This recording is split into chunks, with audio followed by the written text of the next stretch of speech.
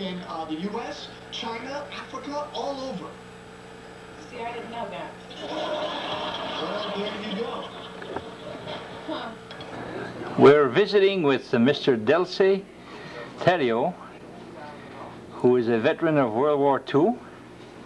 He's showing us here a picture of himself as a young man in uniform, good-looking gentleman, and some of the medals he came back with. As we look at the Purple Heart here, at the Battle of the Bulge, and over here we have the American Defense Medal, and on this side is the European Middle Eastern Medal.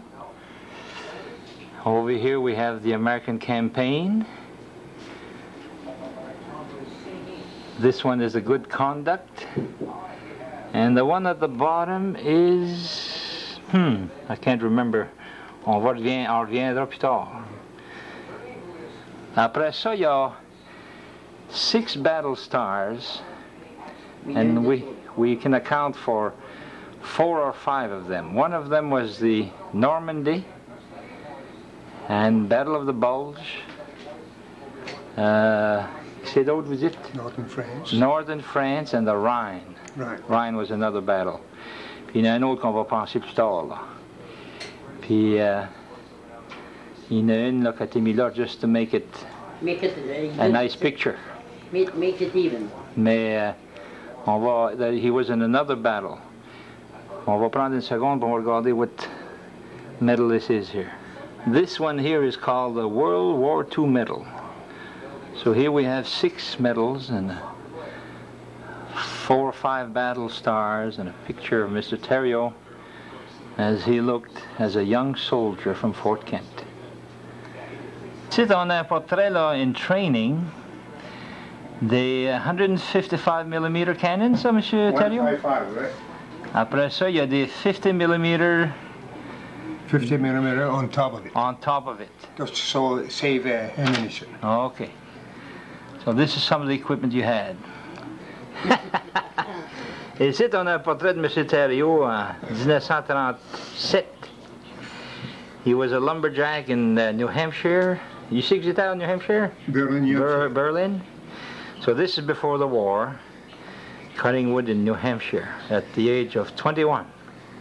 Here we have a picture of Mr. Delcy Theriault in 1941. So at that time you were 25 years old. So this is the fall of 41. The Japanese had not invaded Pearl Harbor yet, and already this man was in the army. Here we have Mr. Theriault on the left, had basic training in Fort Bragg, North Carolina. Met up with a Eagle Lake man, Leonard Parent. Came from the same region, so they were very happy to see each other. Monsieur Theriault ici est avec... attends, are you on the left or the right? Il est avec... OK. Il est avec Hempé, vous dites? Hempé Lausier. Hempé Lausier, le frère à Kun Lausier de Soldier Pond. Monsieur Lausier reste à Connecticut à cette heure. They met at Fort Bragg in basic training in North Carolina. Met for the first time over there. Ouais. Vous avez été à Fort Bragg, vous avez été à Louisiana, quoi? Ouais. Ça, c'est vos tantes, et puis some more training over there. Les tantes, ça, ouais. Yeah. You sais que c'était à Louisiana, vous dites? Estlefield. Okay. So you're getting ready to go overseas. Yeah, Monsieur Theriault, c'est là, il y a un souvenir de Germany, vous dites? Germany. You sais que c'est qu'expliquez-moi donc ça, cette affaire-là, hein? C'est une German bayonet. Something that you would attach on a gun? They attach that on the gun. Okay. The German attach that on the gun. Au-télé, dans le... Take it out of the thing, au-télé, là, sur-télé, là, hein? Oh, yeah. Now, how come you were able to bring this across? We were searching the houses after the war in Germany. Okay. And I found that underneath a mattress. Oh, is that right? Yeah.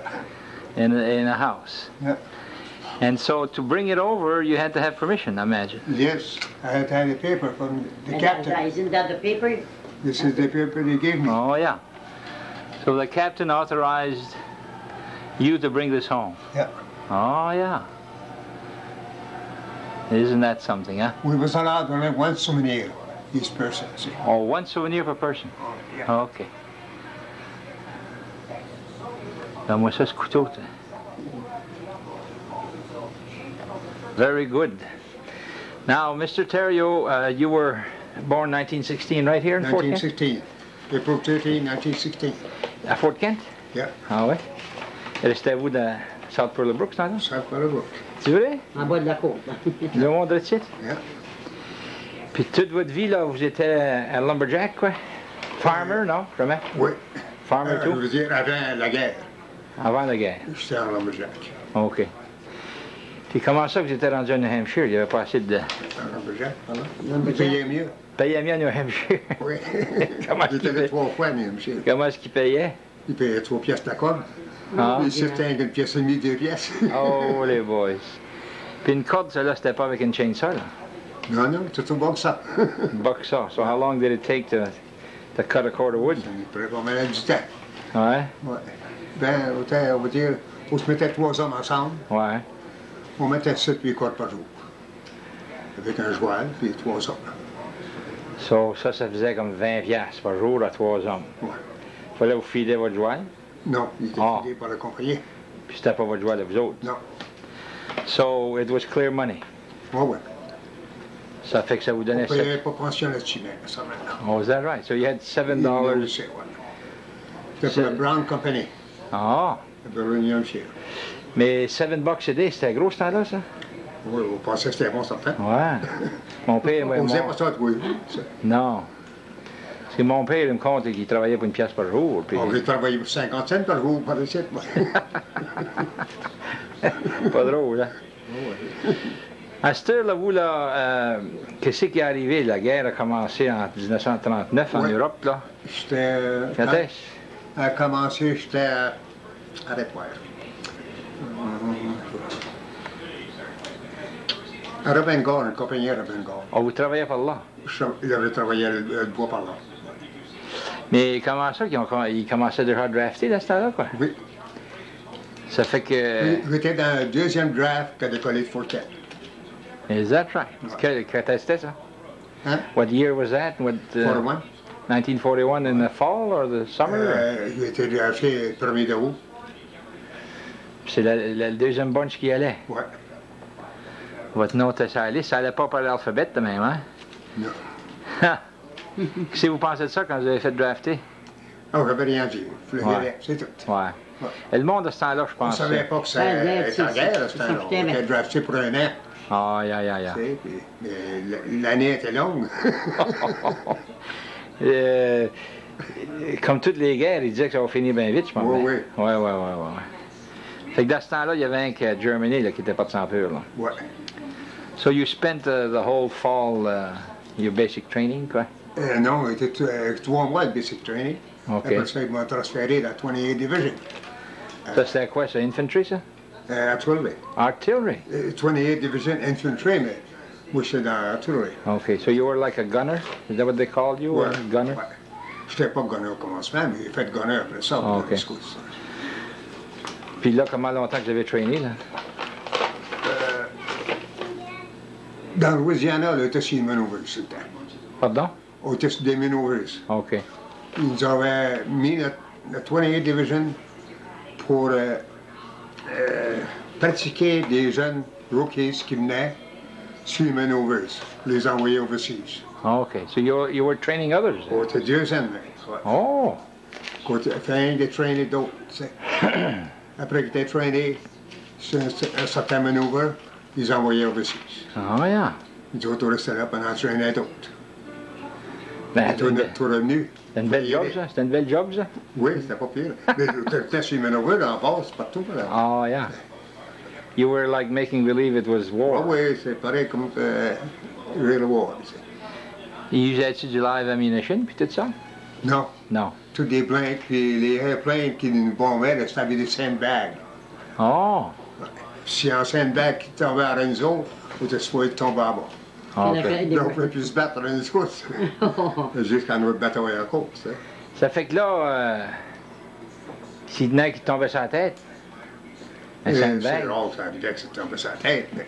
il y en a-t-il que ça les est arrivé? Non. Non. Il y en a une qui a tombé à moi en coup. Je me suis lâché à bas. Là, j'étais content. Ouais. J'avais plus besoin de me battre, là. Content d'être mort. Le sergent vient à moi, puis il dit, hey, qu'est-ce que tu fais à bas, toi? Je dis, hey, je me suis fait tuer tantôt. Hein. T'es blessé? Il voulait continuer à travailler, pareil. Ouais. Il dit, non, je me suis fait tuer tantôt. Il n'a pas pu rien faire. T'es content d'être mort cette fois-là? Fait que là, quand est-ce que vous avez traversé la mer, là? Traversé dans En 43, 43? dans l'automne. Dans l'automne. Ça fait que vous avez été deux grosses années à trainer l'eau. Au-dessus de 2 ans, oui. So how long did it take to go across? Au prix, 11 jours à traverser. Y avait-il des Des submarines dans l'eau. Il fallait que la Navy tournait les submarines. Ils savaient pas mal ce qu'ils étaient. Ouais. Puis ils tournaient les submarines. Ça a pris une grande escouade. On fait bien plus de chemin qu'on était supposé quand tu es revenu. Ouais. Vous avez landé en Angleterre, quoi? Oui, à South Wales, England. Oh, OK. Puis là, that was to get ready to go across. Mhm. So where was your first real taste of battle? Normandie. Vous avez landé à Normandie? Oui. Holy boy. Le deuxième jour après l'invention. Okay, so that was like on the 7th of June? Oui. 8. The 8th of June. Yeah. Ça faisait 2 jours que ça avait commencé. Oui. Ça, Il y avait 10 000 de prix. 10 000 de large ou 10 000 de creux? 10 000 de loin, puis l'argent, ben, je peux pas dire juste. Ouais. Puis là, il y avait encore de la résistance à ce point-là? Ah là? oui. Ouais. Les Germans qui étaient dans le pillbox, je pense. Oui, pour être sur l'eau qu'on attendait, les autres, pendant 2 jours, là. C'est la 9e division qui a fait l'invasion. OK. Puis 28 était sur l'eau qui attendait pour avoir de la place pour débarquer. Ouais. Ça a pris 2 jours avant qu'on ait de la place. Ouais. Qu'est-ce que vous avez vu là, quand vous avez landé sur le beach? Là? Y avait-il des bodies en masse? Oui, il y avait des bodies. Le bord de la beach, une partie de ça, c'était rouge, le sang. Holy. C'est normal, hein? Hey, tu peux bien craindre. Puis là, you just came in and went with the rest of them, là? Ouais. Quand est-ce que vous avez commencé à vous battre un peu, là? On commençait en débarquant, Suite en débarquant. avancé 10 000, là. On prit la place de 20e division. Oh, OK. Yeah. And you were the 28th? 28 division. 28th, yeah. Ouais. Fait que là, you just kept going. This was in France, Normandy, France. Ça, c'était dans l'été de 1944. Ouais. OK, so you invaded the Normandy. Mhm. Ça, c'est une de vos batailles. Vous disiez Northern France. Quand est-ce que vous avez été là? C'était avant... Après qu'on traversait Paris, tout ça. So you just went through France, là? Ouais. And then ended up in Northern France. Mhm. Now, why do they call this another battle in Northern France? Y avait-il de la grosse résistance, là, quoi? Chaque partie, il appelle ça notre bateau, à cause de la ligne, là. Ah, OK. All right. Fait que là, ça regardait bien, là, puis les Germans étaient pas mal surroundés. On était Puis... tout tranquille sur le front. On était tranquille pendant 3 semaines sur le front. Vous étiez rendu, vous dites, en Allemagne, là, pendant ce temps-là. Oui, on était rendu 10 000 en Allemagne. Puis ils appelaient ça le petit temps de Schmidt. Smith. Puis ça ne vous attendait pas grand-chose, quoi? Tout était tranquille. On faisait rien que la garde, là, sur la ligne. Ouais. Puis les Allemands ont déclaré le sol, là.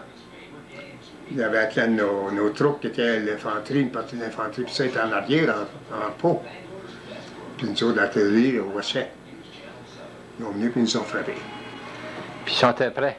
Les autres étaient prêts. Ils ont venu avec Les tanks. les tanks, puis toutes les puis tout ça. Ouais. J'étais en train de lire un petit peu le Battle of the Bulge. Je pense qu'il disait qu'il y avait 300 000 Allemands.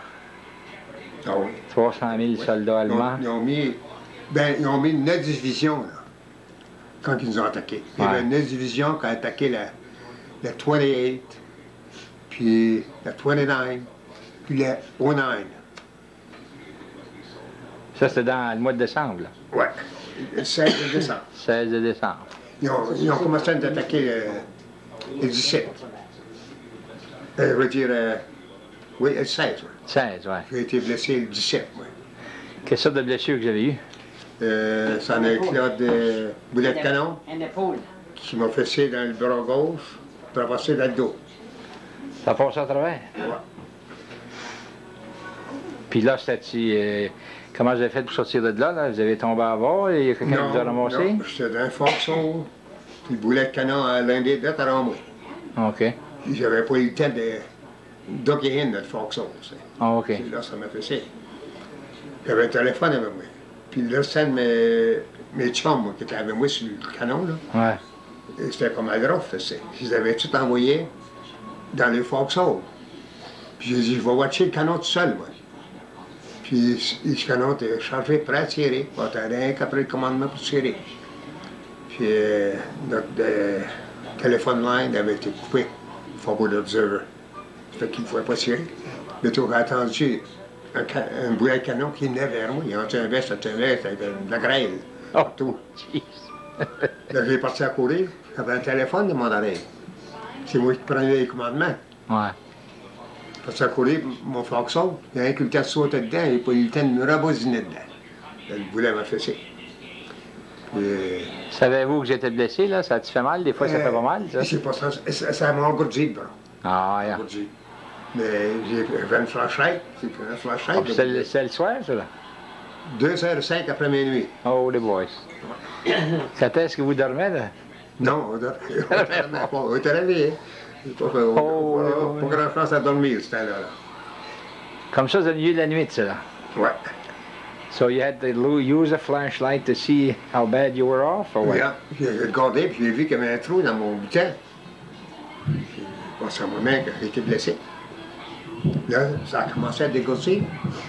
Là, je chantais mon mal. Ouais. C'est moi qui étais supposé... L'autre corporal qui était dans les autres fonctions, là. Ouais. J'étais supposé de coller. C'était responsable pour les autres, là. Puis là, je collais, je savais tous les noms.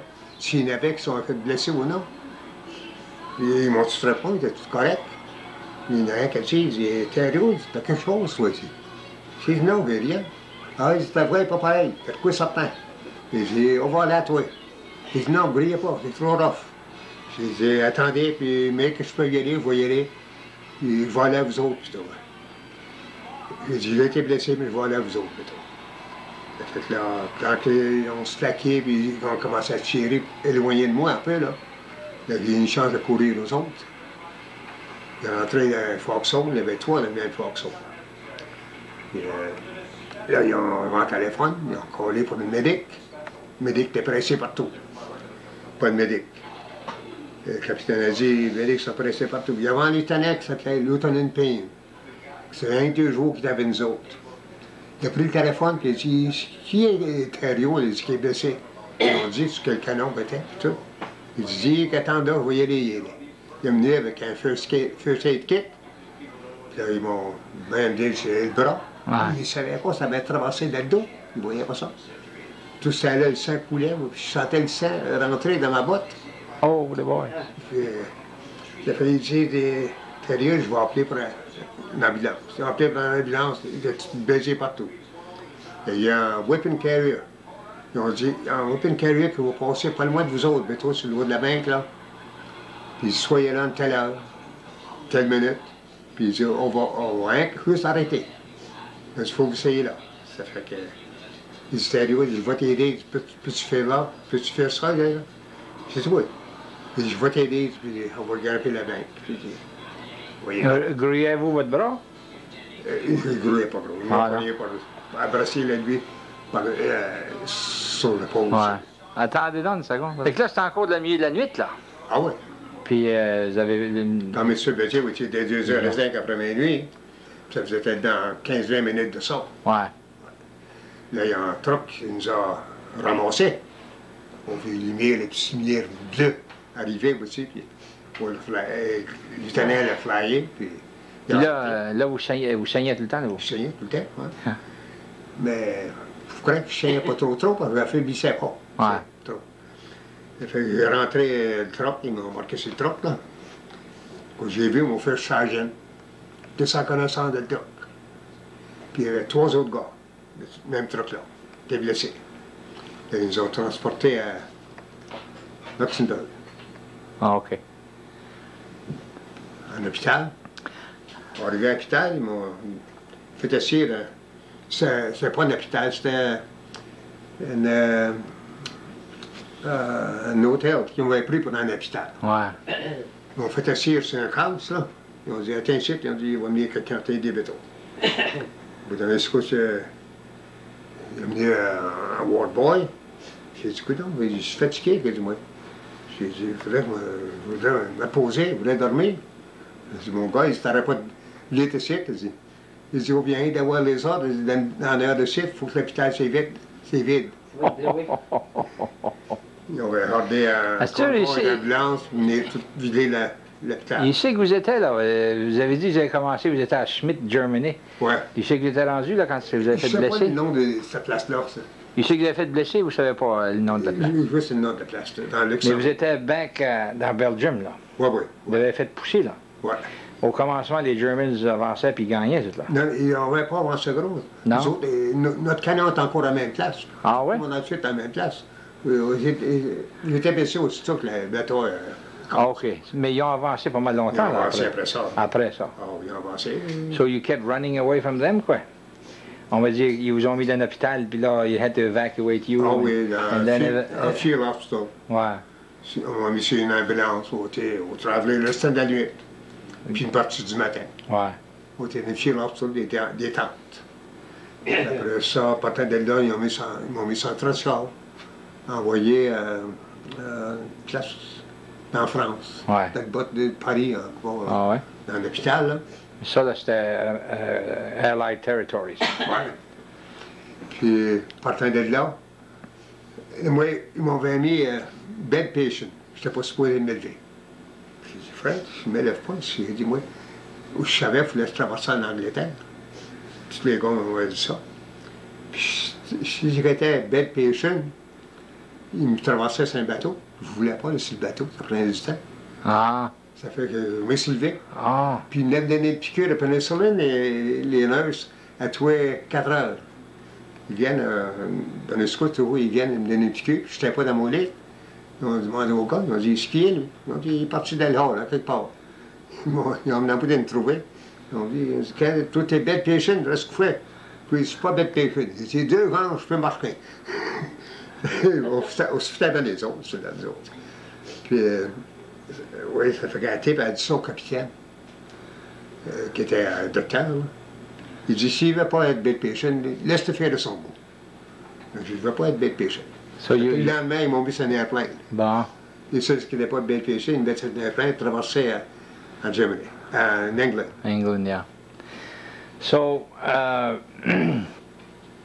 you were in England. Qu'est-ce qu'il y avait de mal, on va dire? Ça sortait dans le dos, ça vous a-t-il arraché le dos? J'avais une coupure de dos qui était supposée là. Ça avait traversé. Ça avait pas... C'était des billettes, ça avait traversé. Les os, étaient tout en miettes? Hein? Les os, Ça n'a pas fait ses os. Oh, ça a fait 1 kilo de l'épaule, du bras ici. Puis une strap là, c'est curieux ça. C'est pas comme une bullet, c'est. Ça slide un peu, ça slidait. Ça slidait. Ça slidait sur l'eau, ça. So you didn't break any bones, really? Non. Il était chanceux. Oui, il était comme ça. Un pot de plus, moi, c'était fini. That's right. Plus dans moi, là. Parce que ça a pris du temps avant qu'ils vous sortent de là et qu'ils peuvent vous soigner un peu. J'étais 4 mois à l'hôpital. Oh, is that right? Ouais. En Angleterre? Ouais.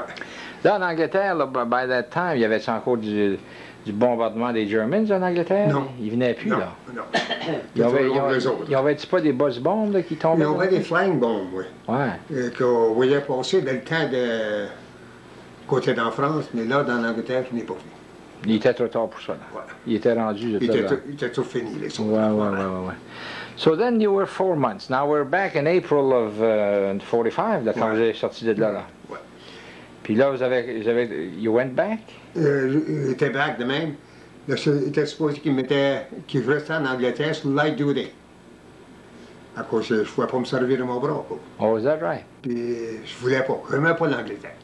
J'ai dit, envoyez-moi dans France, c'est tout. Ils m'ont dit, oh, pas qu'une classe qu'aussi dans France. À travers de mon monde? Ouais. Tu savais des Oui, je Français. voulais être au travers des Français, tu sais, comme Ouais. ça, pour la France. Ça fait que. Là, ils sont assinés avec moi pendant 2 semaines de temps, même. Puis ils n'ont pas pu gagner. J'ai dit, si vous m'envoyez pas en France, j'ai dit, je ne vais pas rester en Angleterre. Ils ont envoyé battre dans mon outfit. Ma main outfit, j'étais. Ils ont dit, OK, voyez. Moi, je fais back dans mon outfit, en un 8, feel out of the way. Puis ils m'ont dit, qu'est-ce que tu vas aller faire là? Donc, il dit, la job que je faisais, je peux faire un camp bras. Puis si je peux pas, il dit, ils vont m'accepter comme que je suis, ouais. Il sait qu'il était rendu, votre outfit, là. Il était rendu le bord de Rhine. Oh, is that right? Oui. Ah, puis il voulait... Moi, ils m'ont vendé à Luxembourg, Germany encore. OK. Là, on était dans un hôtel, là. On était dedans, au-dessus de 100 hommes, là, qui tournaient back, un ou deux, chacun nos outfits, même, tu sais. Ouais. Puis ça, c'était le... On vendait là, autour des 5 ou 6 de mai. Puis on attendait, on va envoyer des radios, mon outfit, ils venaient me chercher. Ils ont dit, ouais, on va aller chercher demain. Le 8 de mai. Puis le 8 de mai, la guerre a s'éclaté. Bon. Ça fait que là, et ça a pris 3 semaines avec une cri. Il était en train de divorcer, mon outfit, Ouais. à pointer pour prendre des, avoir soin des prisonniers, faire des prisons. Puis, Il y avait des prisonniers allemands. Allemands, ouais. Ouais. Il y avait encore du danger, là, après que la guerre était... non, les Allemands voulaient plus se battre, c'est pas ça. Il y avait des give up. Ils Yeah. savaient qu'ils étaient partis. Ouais. Yeah. Ça fait que, Oh, yeah, I wasn't sure was you coming tonight. I wasn't sure. Ah ouais. Fait que là, attendez, on a un portrait d'un soldat de Californie qui est posé avec sa blonde. Il avait été sur un furlough à California. He's the one who replaced Mr. Theriault once Mr. Theriault was wounded. And Mr. Theriault learned later that 2 hours later, after he was wounded, this man was killed. He was the head gunner on your yeah. in your group. Now this, you were a corporal all the time. Yeah, Ça vous mettait sur a second in charge of a gun. yeah. With 11 men, you say? Ouais. Et puis, quand le sergent n'était pas là, c'était vous qui étiez C'est moi qui t'en charge. le boss. OK. Ça avec là, tantôt, là, on parlait que vous avez revenu à Germany, là, puis la guerre a fini. Ouais. Puis, you volunteered to stay there for a while? Ouais. Ben, j'avais volontairé pour tourner, trouver mon outfit. Il était encore en guerre là-dedans. Ouais. Mais avant que je les revoyais, la guerre a fini. La guerre a fini le 8 d'avril, hein? Ouais, une 8 de mai. 8 Ah, de mai, right. Et puis là, qu'est-ce que vous avez fait par là, après ça, là? Qu'est-ce que vous avez à faire, là? On gardait des prisonniers. Les Allemands. On gardait des coins de rue, tout. On Ah, checkait ouais. les Allemands qui passaient là, les civils. Il fallait qu'ils avaient certains papiers chez eux autres. Y avait-il des mines, là, partout, là, des bombes? Non, qui étaient- on n'a pas vu ça. So, c'était Pas dans le Germany. c'était pas trop dangereux, là. Non, on n'a pas eu de trouble là. Yeah. Did you stay there the rest of the summer? Oui, jusqu'à arrête-toi, la fin de août. Là, j'étais après garder une prison allemande. Mon frère Jean venait me dire, il était Theriault, il dit, j'ai des bonnes nouvelles pour toi. Il dit, oui, il y a une nouvelle aujourd'hui. 2 chaque compagnie peut s'en aller à discharger. Puis il dit, le capitaine a choisi les 2 qui avaient plus de pointes. OK. Moi, j'en étais un avec Sergeant Herman. Ça fait que là, il m'a tourné à mon outfit.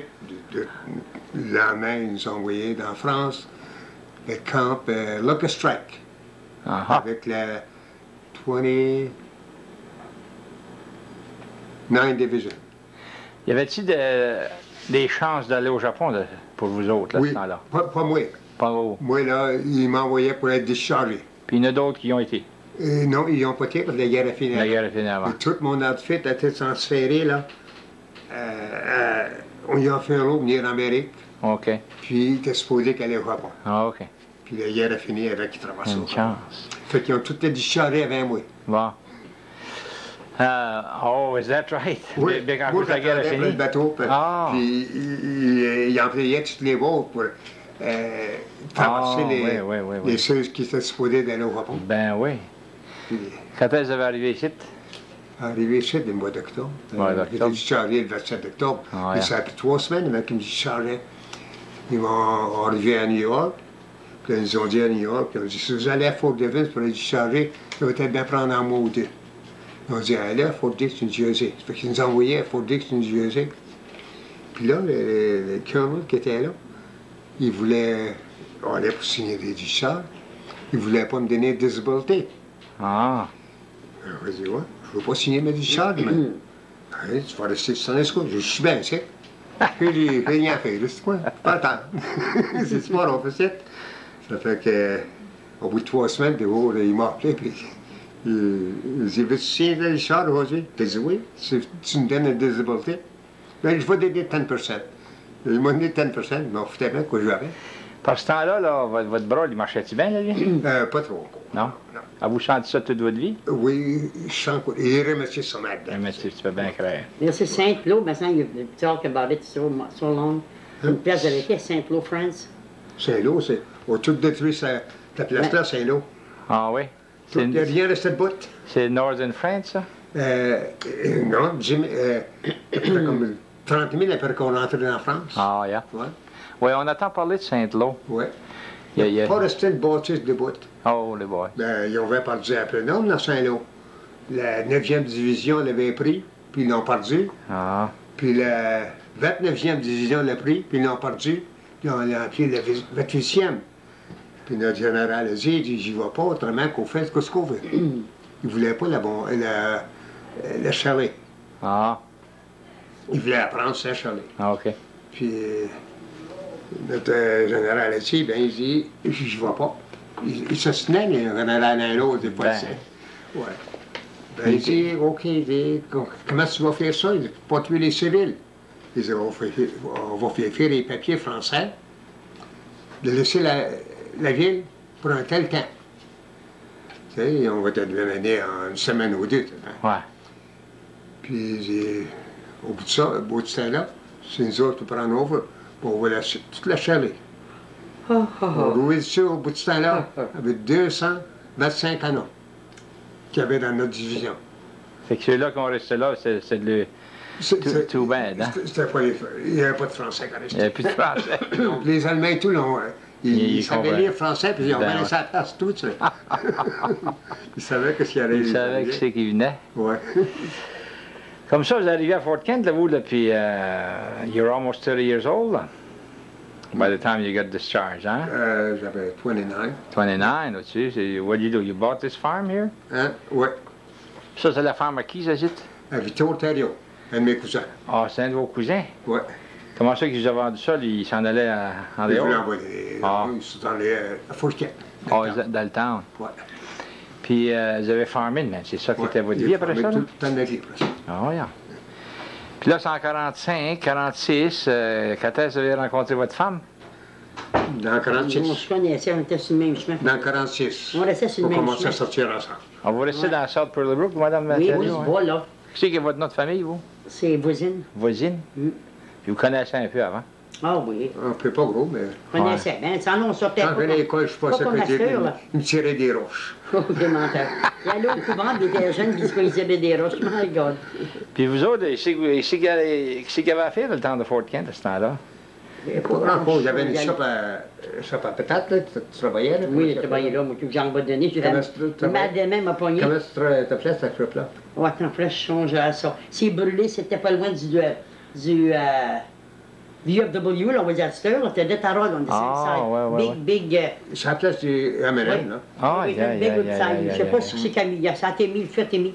À cette heure, Broken there. je sais que le monde qui sortait à Fort Kent, là, y avait-tu des clubs, y avait-tu des... Vous avez parlé du Paradise Club tantôt, là. Ben, oui, c'est là qu'on allait, tous les jeunes, on allait là danse. C'est que Danser c'était, sur ça? les... C'est Fred Bennett qui avait ça.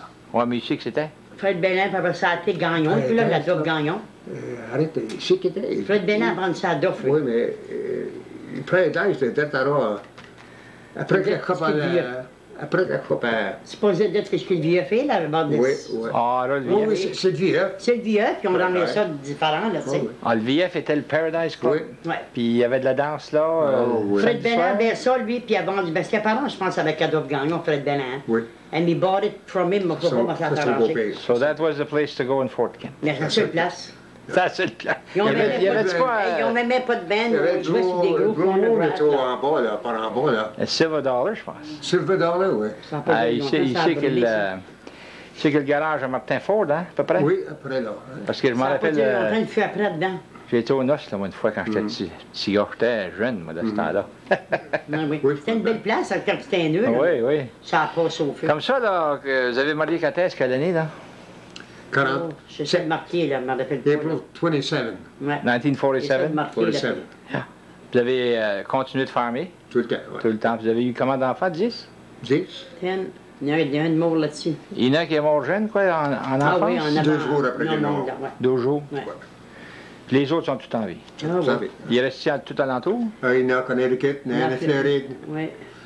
il y en a un de l'autre côté, c'est le Canada. Après ça, il y a un garçon qui reste à Fordage et tout, là. Fordage. Ouais, par là, là. Franklin, qui travaillait à l'Augusto. Oh, yeah. Travaille à Prescott. He's there Ah, il at était à Prescott, Prescott? là. C'est qu'il fait, là, lui? Il restait à Prescott. Ouais, mais what is he Ouais, working? à liquor Il est store, pas puis ils vont il farmer travaille à ça. l'Augusto. Oh, encore au liquor store? Ils vont farmer ça, les adhèrent, là, ouais. Ah, il parle de ça, là. Ils vont en farmer d'autres stores, là, tu sais. So now, vous avez quoi, là, vous, là? 70... 79. 79. Arrivé aidé, là. Quand est-ce? C'est le mois d'avril? Mois d'avril. mois d'avril. 13 d'avril. Puis, Moi, j'ai... avez-vous... quand est-ce que vous avez arrêté de farmer? Ça fait 20 ans. Ça fait 20 ans. Ouais. Been retired all this time. Ouais. Yeah. Mais il travaillait sa ferme, pareil. Oh, j'ai gardé des vaches pareilles, quoi de même. Ah. J'ai vraiment farmé, là, tu sais. Ouais. Mais votre farm, do you still own it, or do you... Non, j'ai à Port-Capillec, dans Saint-Sarpin. Ah, OK. Les Ça a ventes. marqué de la vente. Ah, ouais. Yeah. Well, écoutez, là, on va être bien content que vous ayez revenu d'un morceau, là. Ah oui. Vous avez passé proche. Longtemps, je ne pensais pas de revenir. Je pense bien que non. Ah, il faut toutes les places là. Comment ça filait, là, de battre, là, puis être sur le champ de bataille? On ne pensait puis pas grand-chose. Je pensais pas à ça trop. Des fois qu'on avait peur, ça passait proche. Puis, ben, on avait du fun à travers ça. Puis, on était tous chums ensemble, puis on s'entraidait. Ouais. L'osier, là, lui, Hampé, là, il était avec vous tout le temps? Tout le temps, t'avais moi, il y a un truck, un whipping carrier. Puis- Après qu'il était une autre. Après qu'il traversait. Après que vous avez fait blesser, là, vous revu, Ah, Oui, après qu'il tourne back comme on a fait. t'es encore là, lui. Oui, il est encore là.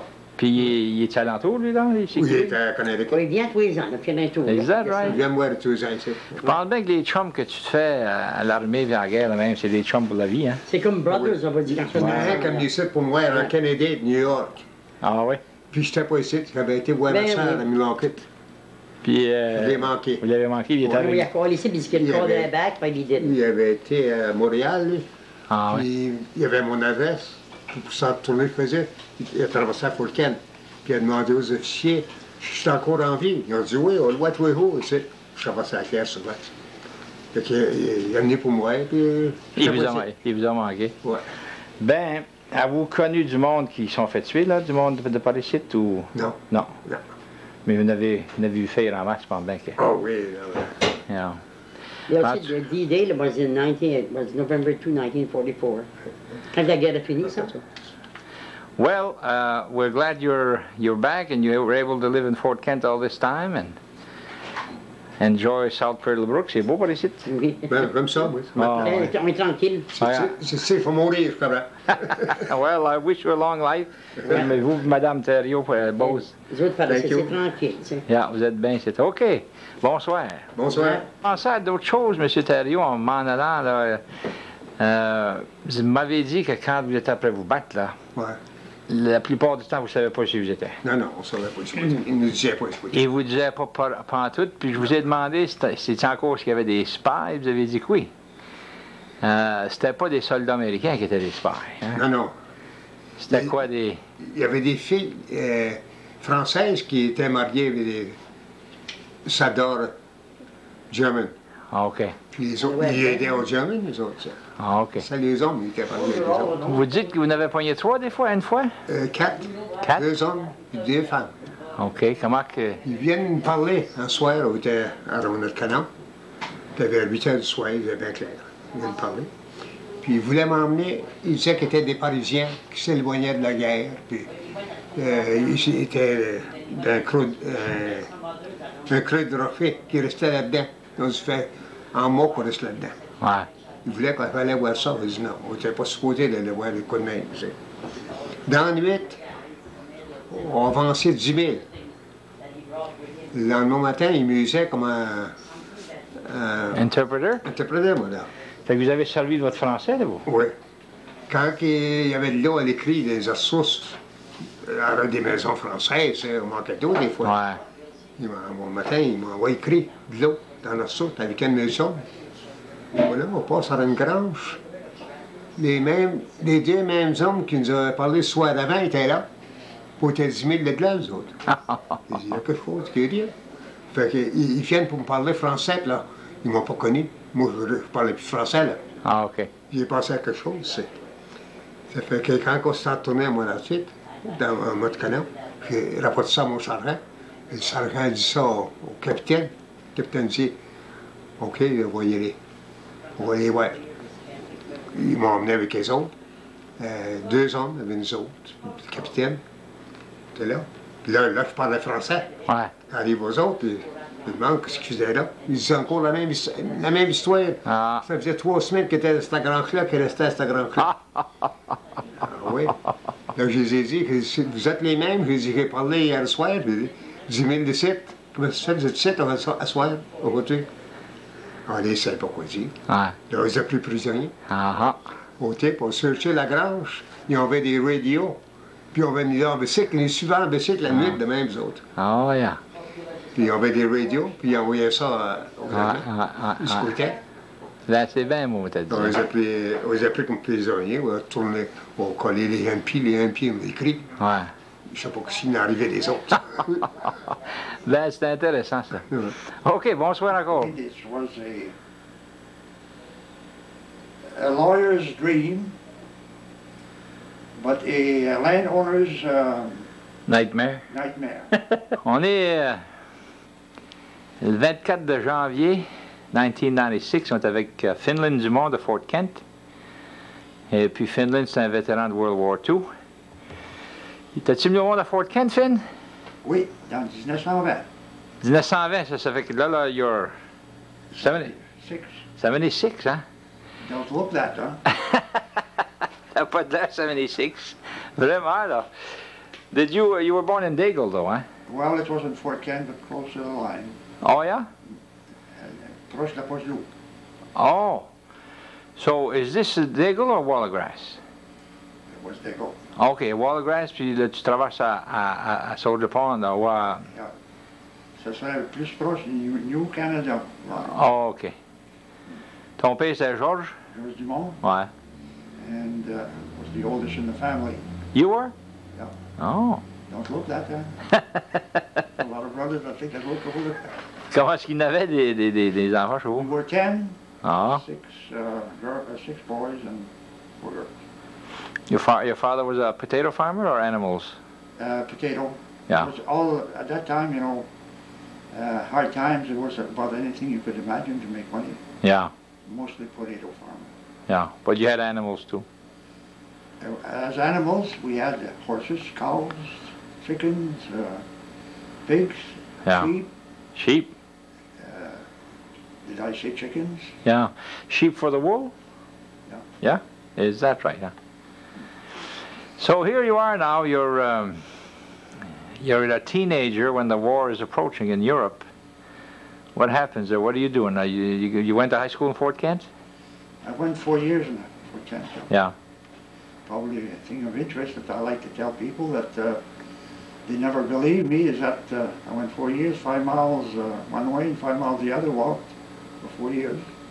Every day? Every day, no open roads. And I'd get to Fort Kent sometime one morning, it was 52 below.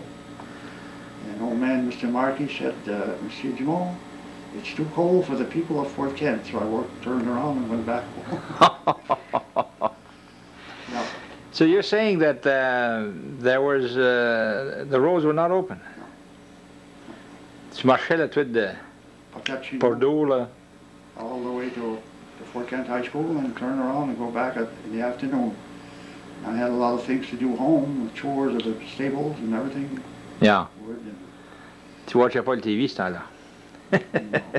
N'avais pas. The furthest from my mind then. Yeah. After I finished high school, times were poor, so they had a program they called the Civilian Conservation Corps, which was CCC.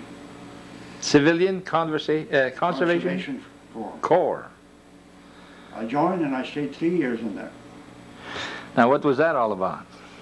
It was all disadvantaged or young boys that were had a hard time at home. They'd pay you $1 a day, and you'd stay with $7 for the month. The rest was sent home. Okay.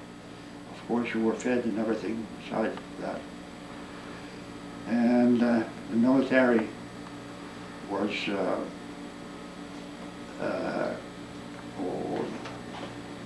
keeping that going. So I get a lot of military training there from them. That came in later on in my military life to help me.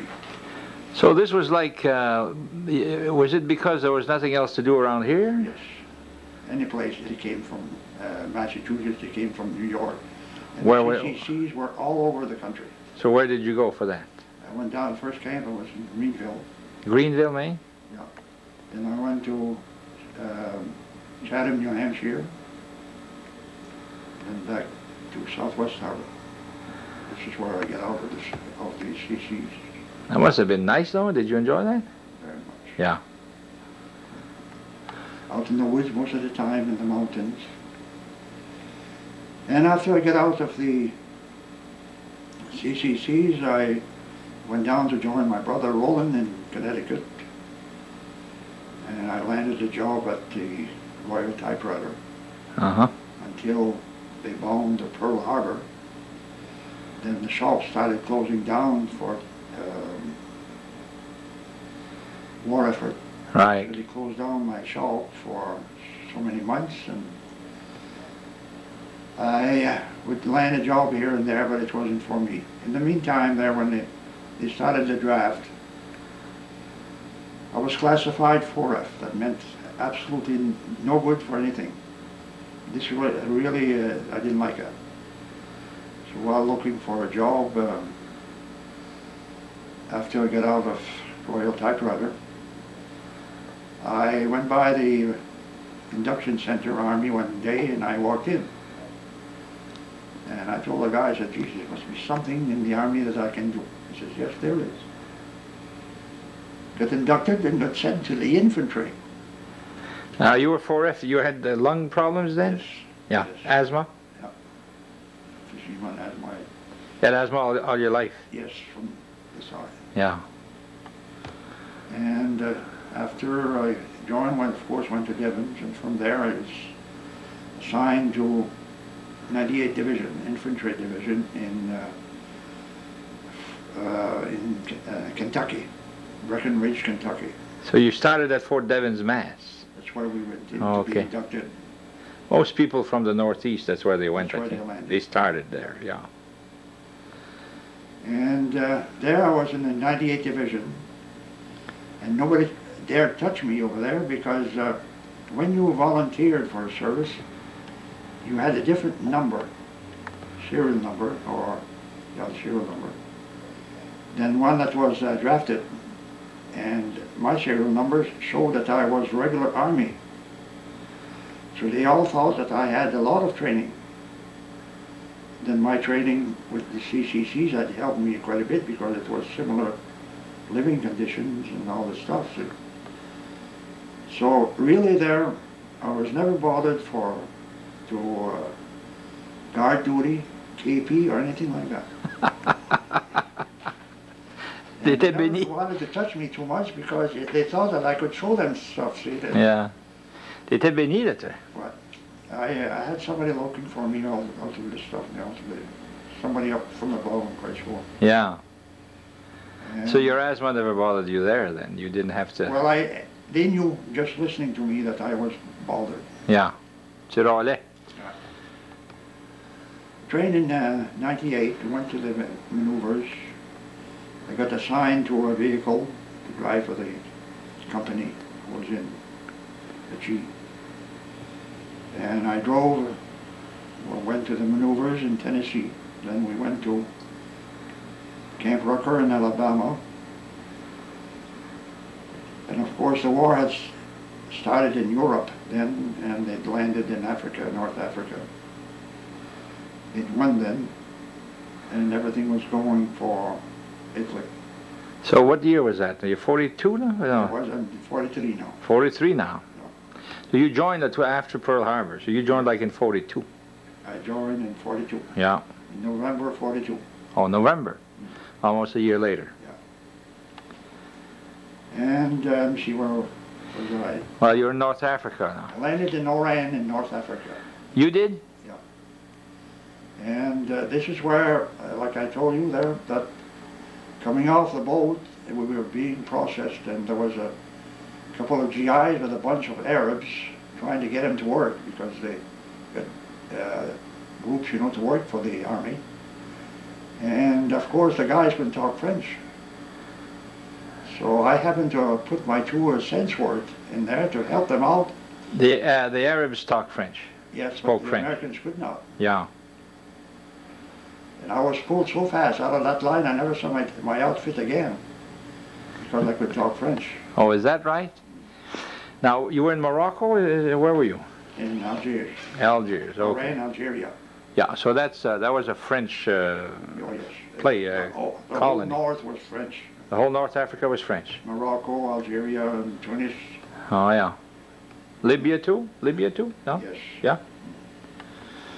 We went as far as Africa there. I mean, as far as Egypt.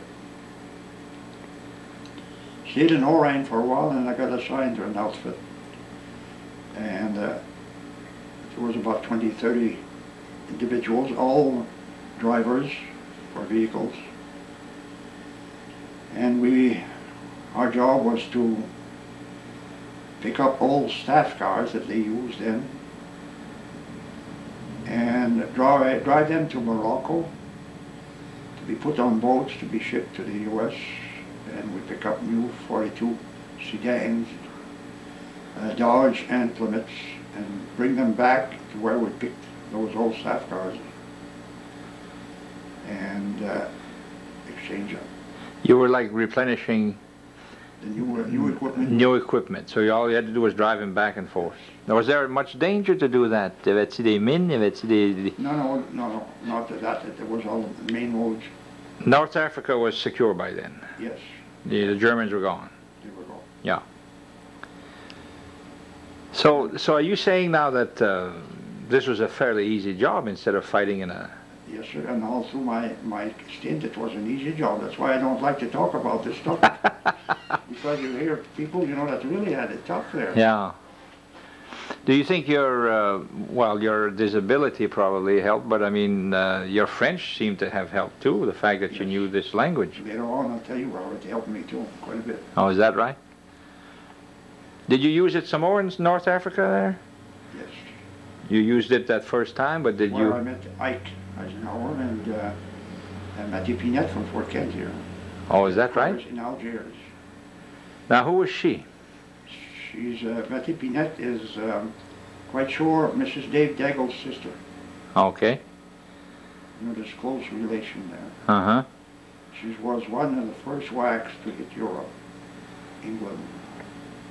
She was from Fort Kent. Yes.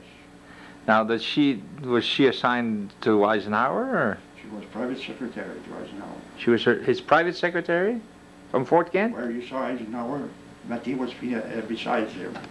Is that right? I got assigned to Algiers where Ike was and drove vehicles there also. Our job was to pick up officers and bring them to wherever they had to go.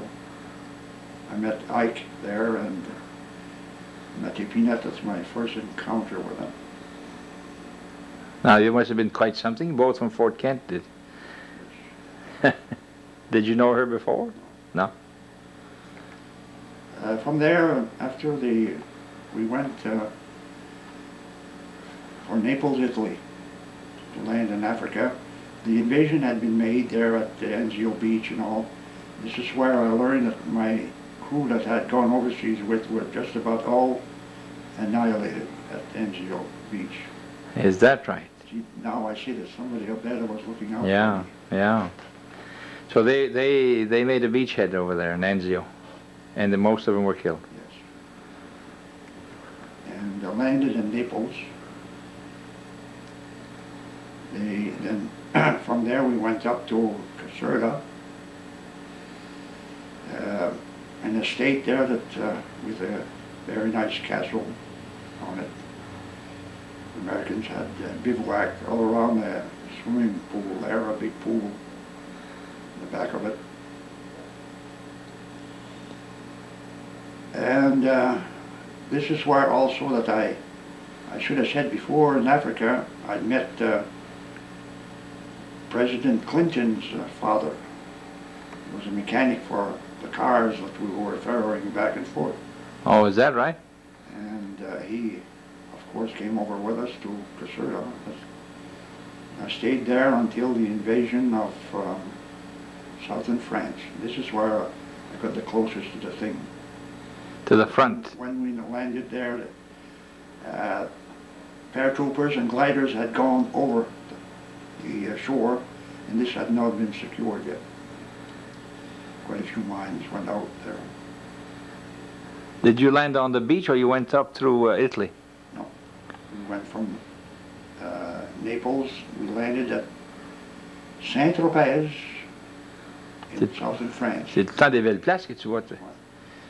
And I lived in a villa there because here everything was deserted. There was a lot of light villas all over the place, all deserted. And I always said that I lived in this famous actress from Saint-Tropez. Ouais, Brigitte Bardot. Yes, I always said that I wasn't Brigitte Bardot.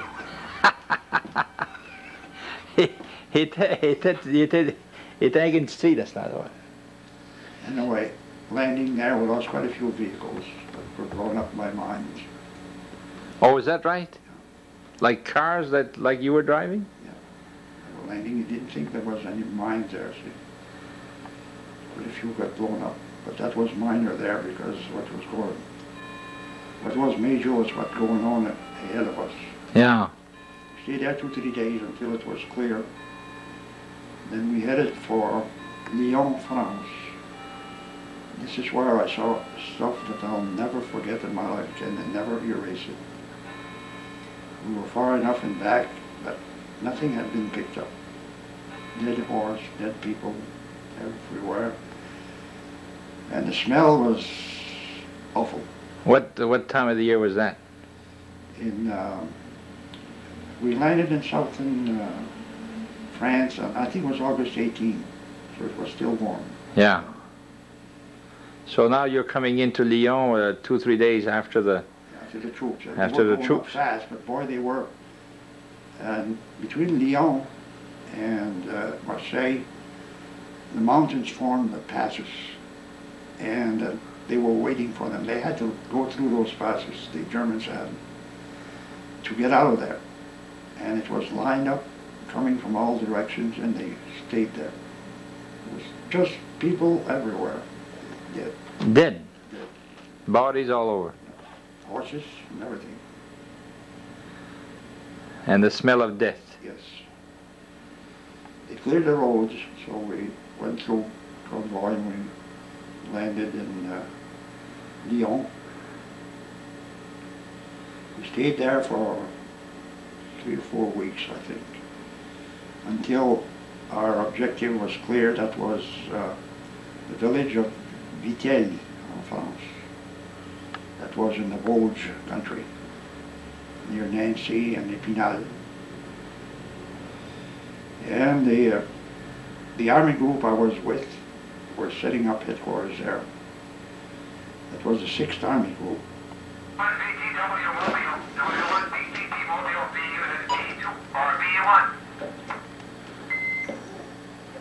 never saw the closing. This is my ham radio operator. Oh, yeah. Radio. You do a lot of that, huh? Oh, yes, all the time. Did you see any atrocities, like evidence that some massacres had occurred, or That's later. There were later? after the war. Yeah. When they were coming in from the concentration camps. You saw some of that? It's another thing I'll never forget. See the eyes of the victims. After Lyon, then we went up to Vitel, the 6th Army Group.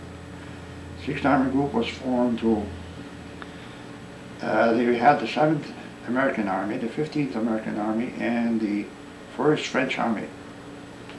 And they were in the southern part of the front. And this is where I was at the headquarters at Vitel. On the Pacific coast, the Atlantic coast near Bordeaux, some Germans had stayed underground or in cement fortifications there along the coast. And they wanted to keep them there to spend the war, so they gave the job to the French army to keep them there. That was their job. Like they were prisoners there? The Germans? They were not exactly prisoners, but they couldn't go anyplace. Oh, yeah. So the French wanted vehicles for the officers. Every time we send a vehicle like a Plymouth 42, it lasts 2-3 days. It was up a pole or down an embankment. It was a wreck. Yeah. They didn't know how to handle it. So after a while, they decided, well, we'll give you cars. We'll send the drivers with them. This is where I came in. Oh, yeah. I could talk French. They needed that. I could drive. That was my thing. Join the army. So we headed for Cognac, France. This is where they made the stuff. And took us a couple of days. What I liked the most there is the people from France in that area knew from town to town ahead of us that we were coming through. 2 cars, American cars. And it looked as if the king was going through the place, you know. Yeah. People in this, it was on the weekend, people in the center of the villages just waiting for us to go through. And of course you always had half a dozen or more that would come forward to try to swing their English on you, you know. Yeah. Je parlais anglais, moi. Right. So we wound up at Cognac. Cognac, that's where they make the cognac? Yeah, both Hennessy and Martel and a lot more. Is that right? Cognac is an old liquor. It takes years, huh? Oh, more than that. Yeah? I would say more than decades. Yeah, yeah, I think Because, so. They had their own peculiar wood oak for the area. It gives them that taste over there. Yeah. They had underground caverns. And you go into one door at one end, and it was lined with casts. As far as you could see, and you could see a little pinhole down the other end. That meant there was the exit for the other side. So those were huge Casts. underground storage, caverns, yeah. And every one of them was labeled when it was started. There'll be, and of course they had those little dippers here and there, and they'd invite you to go sample the stuff. I can tell you that we never made the other exit. C'était bon, puis ça coûtait pas rien. Anyway, Cognac didn't cost much there. But I mean, it costs a lot over here, I'll tell you that. The thing is that we're talking like 40 years for a good cognac, I think, huh? I wouldn't doubt it. Hennessy, I think, is 60 years or something. Is that pas de bon Those sens? caverns, probably hundreds of them all over the countryside. Yeah. Ça n'a quasiment pas de bon sens, la manière que ça prend du temps à faire ça, ce cognac-là. While I was in Cognac, it was the headquarters for the 1st French Army.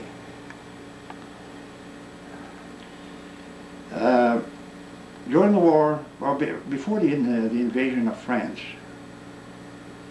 some commandos, Americans, Canadians, English, French, other nationalities had dropped behind the lines to kind of interfere with the German communications.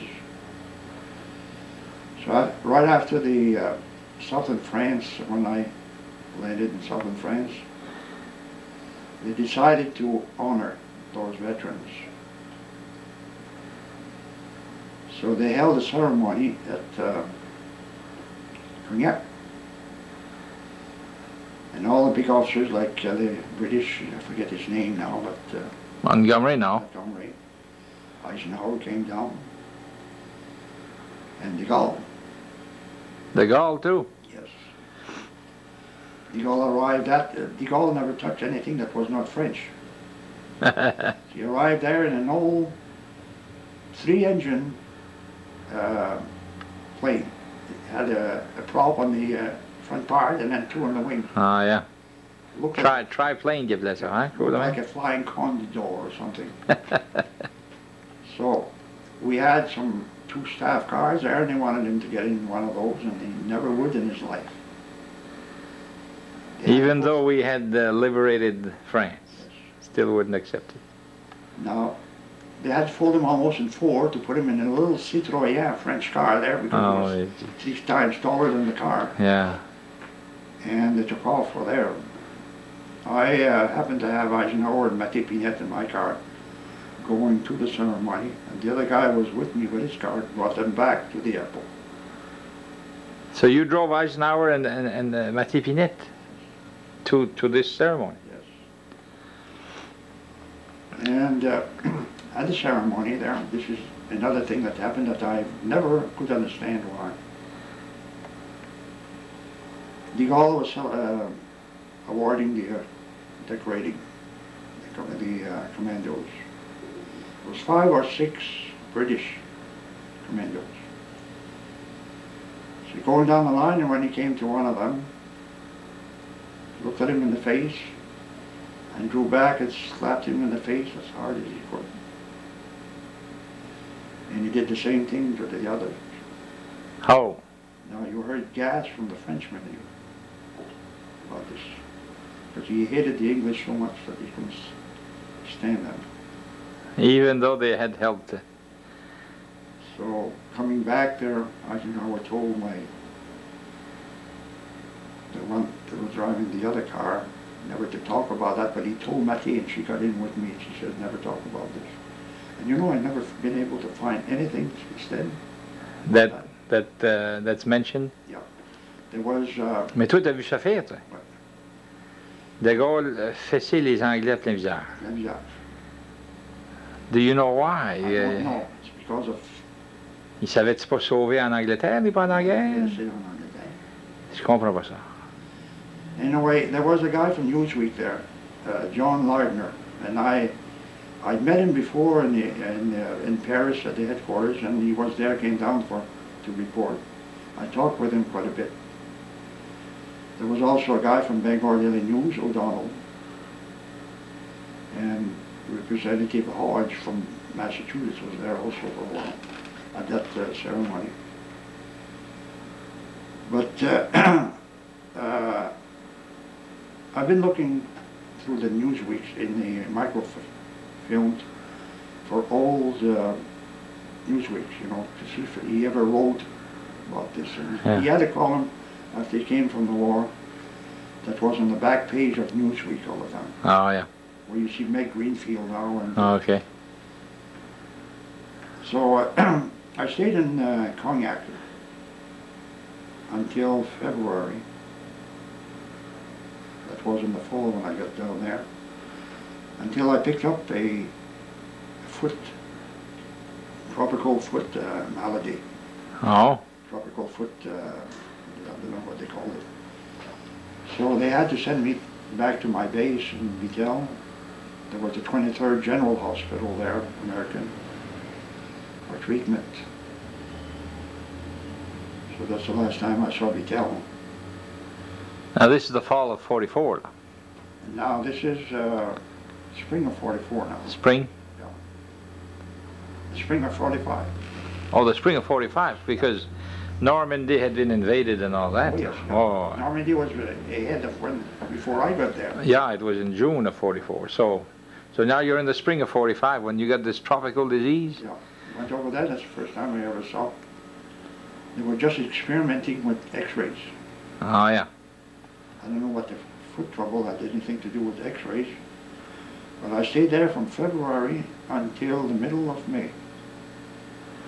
And I always said that I was a guinea pig over there for x-rays. Uh-huh. After my feet were okay, every day I was on a x-ray table. They covered me with big, heavy lead blankets. If they'd been an air raid, I would never been able to move. And they'd concentrate their rays on my chest. I figured that probably they were looking for why I was short of breath or something like that. And I always said that I was a guinea pig. Could be. But what's been going on, you know. Yeah. You were an experimentation. Yeah. Parce que ton pied était guéri pendant ce temps-là? Oui, c'était guéri. Regardez. I left there after the war was over. I was there when the war finished. Where was that now? In Vical. Oh, France, yeah. Before I left Vical when the war ended, they started bringing in people from those concentration camps, French people and Jewish people and other people. And since there was a hospital there where I was in, I got snagged again for French translation. Oh, yeah. This is where I'll never forget the eyes of those survivors. They came there, a little bundle of clothes, hardly any clothes on. Nothing in the world that they owned. And their eyes would follow you. A very lean, almost tired, let's say. They were first put into delousing places and then washed and Delousing. delousing. So they were directly coming out of the concentration camps. On the trucks, the company was bringing them in. Ils sont même pas lavés, là. Ils n'avaient pas eu le temps. Yeah. So that was their first stop. Yeah. Of course, they were using 2 floors of the hospital then. There was the war was over, so there was not very much. The army was doing that. And after they were washed and deloused, they gave them a little package with soap, toothbrush, and everything. And this was their belongings at that time. That's all they had. That's all they had in the world. Never forget it. Oh. Il n'a dit qu'il était blessé, puis...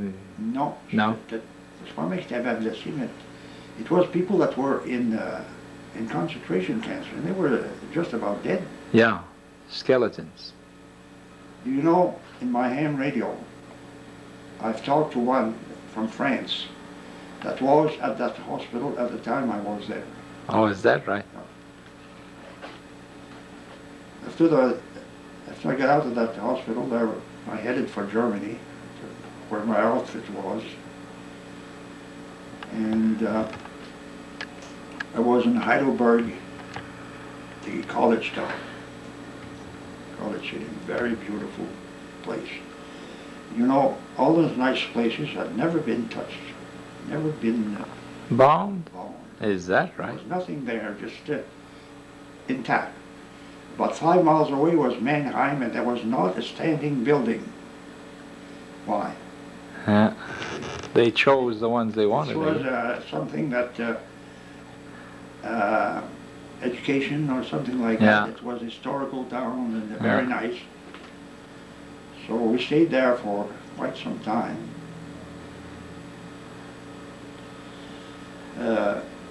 Where I was with the 6th Army Group headquarters still. And while there, we got an assembly for recognition for working with the French, and it's where I got awarded the French Croix de Guerre. Now this is the summer of '45. Right. Did you, you didn't, were you still there when Nuremberg trials started? When did you come home? December 15th. So the Nuremberg started in the fall, didn't it? Did they start right away? I don't know. I thought it was in the fall of '45. Maybe I'm wrong. I don't know. Now, something going back here, I don't know if I should say this, but after what happened with de Gaulle, You mean slapping the Yes. British? did you ever notice that when Stalin, Churchill, and Roosevelt would get together, that there was never a French, de Gaulle was never there? Right. Well, I heard in my back seat of my car the reason is because he was so crazy that they didn't dare bring him any place like that. Oh, yeah. You could hear the people like Eisenhower speaking between the Tom Shaw. Even the French, I understood enough there to be able to understand what they were saying. Why? And of course, the general was driving around. He could talk English a little. And something happened there that I probably wouldn't be here today if it had been a Frenchman that had said that. Oh, yeah? In the car, you know, was To drive a French general. and in the car, this guy would like to show off to the other French officers that were with him, you know. In the afternoon, we'd take off and go tour around the reinforcements along the coast, or where the Germans were supposed to be, and turned in. He started talking English, you know. Little dumb Dumond here. I corrected him on an English that he'd not said it right. Yeah. There was a deep silence for about 5 minutes in the back of the seat there. And I thought afterwards I might have been shot the next morning. Oh, ça aurait été un Français qui aurait dit ça, là. Oh, geez, I savais péter là, ça. Il se créait à plein. Il voulait pas se faire corriger, hein? No. It shows, you know, if a guy that thinks anything at all was never done. Yeah. But I was treated very well by those people. Yeah. Very, very well. Et nous l'avons rendu à Heidelberg. After a while, they brought us to Bad Nauheim. We got billeted there until I came home. Until we left there last of December, and I got to the States at Devon's on December 15th, 45. Just in time for Noel. Came straight home? Flew in from Boston up here. So you were like 3 years over there then, huh? 3 years. Yeah. 3 years and 1 month. I mean, not overseas, but I was in the service 3 years. Yeah. Now you flew from Boston to what, Presque Isle? Pascal. Now Presque Isle was a military base at the time. I think it was still. Yeah. Bangor, Dow was a military base, and so was Presque Isle. Limestone was just being built, or was that after? Never even talked about limestone then. Non. Loring, ça existait pas, quoi? That existed between about the time of Korea, I think that was built. Yeah. Now, when Korea started, le toilette était plus là-dedans, là. And I left, when I hit the state and when I hit for Pascal, I was a free will, free Yeah. soul. T'avais pu joiner des, comment ils appellent ça, the Army Reserves, everything. I didn't want anything to do with them. Yeah. In fact, I left the place too fast. I could have claimed incapacity, you know. Now I can't go back. Oh, I yeah. had that all the time, but I didn't state it. Oh, yeah. Tes pieds t'ont-tu badré après ça? No. No. So what'd you do after the war, the Finn? You stayed right in Fort Kent here? No. After the war, shortly after I got back home, I'd had a smattering of electronics, and I was always interested in electricity. We had the GI Bill of there that helped people, veterans that wanted to go to school. Oh, yeah. So I decided to go back to a school at the technical school for electronics. No, I'll take that back. I was also interested in weather then, Oh, yeah. and that I made up my mind that I would go to school to be a weatherman. Wound up in Tulsa, Oklahoma, that's where the trade school was. After 3 months of going to classes there and listening to ham operators that were taking courses also there. Of course, once you hear a ham, you want to be a ham. Yeah. So I changed course and went into electronics. Oh, okay. And I stayed, I went through a course of 3 years. Electronics, that's how I got to be a radio man. Oh, okay. Then I, from there I came home and I started working at Dago and Bouchard. Oh, okay. I worked there for 17 years.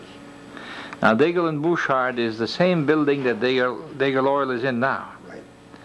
Ça, c'était Bouchard, voyons. Gerald Bouchard. Jerry Bouchard, puis Guy Dig. Guy Dig. Now, Jerry Bouchard separated from Guy after a while.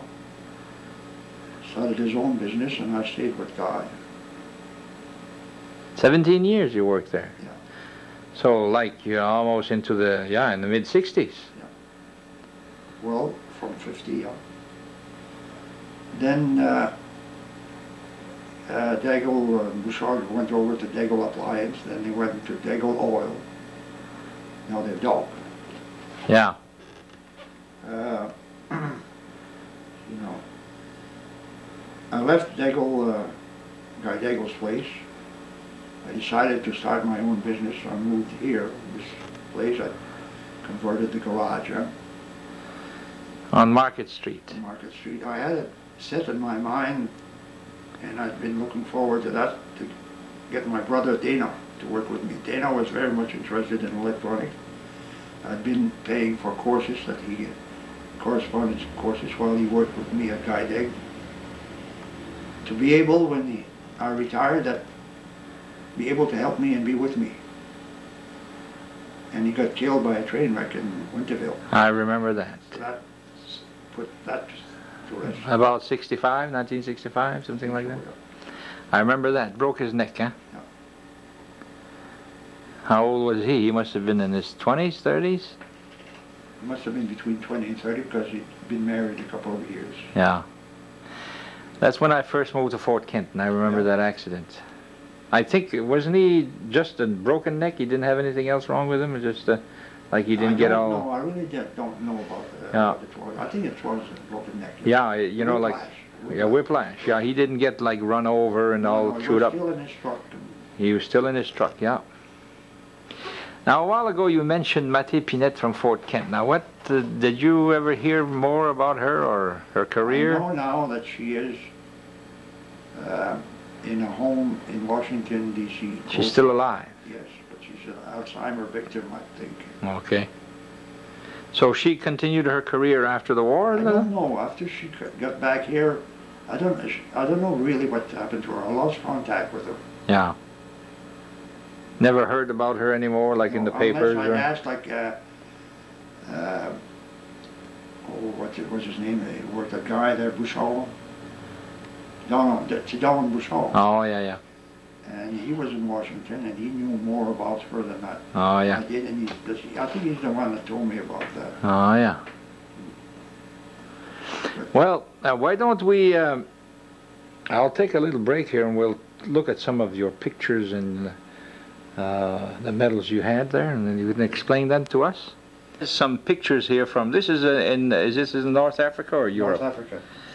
And here he is, the guy behind the first guy here. And what is this crew here, Finn? We call them the Wandering Gypsies in North Africa. We were not attached for any unit. Our job was to ferry cars from the Atlantic coast, Morocco, over to as far as Egypt. Is that right?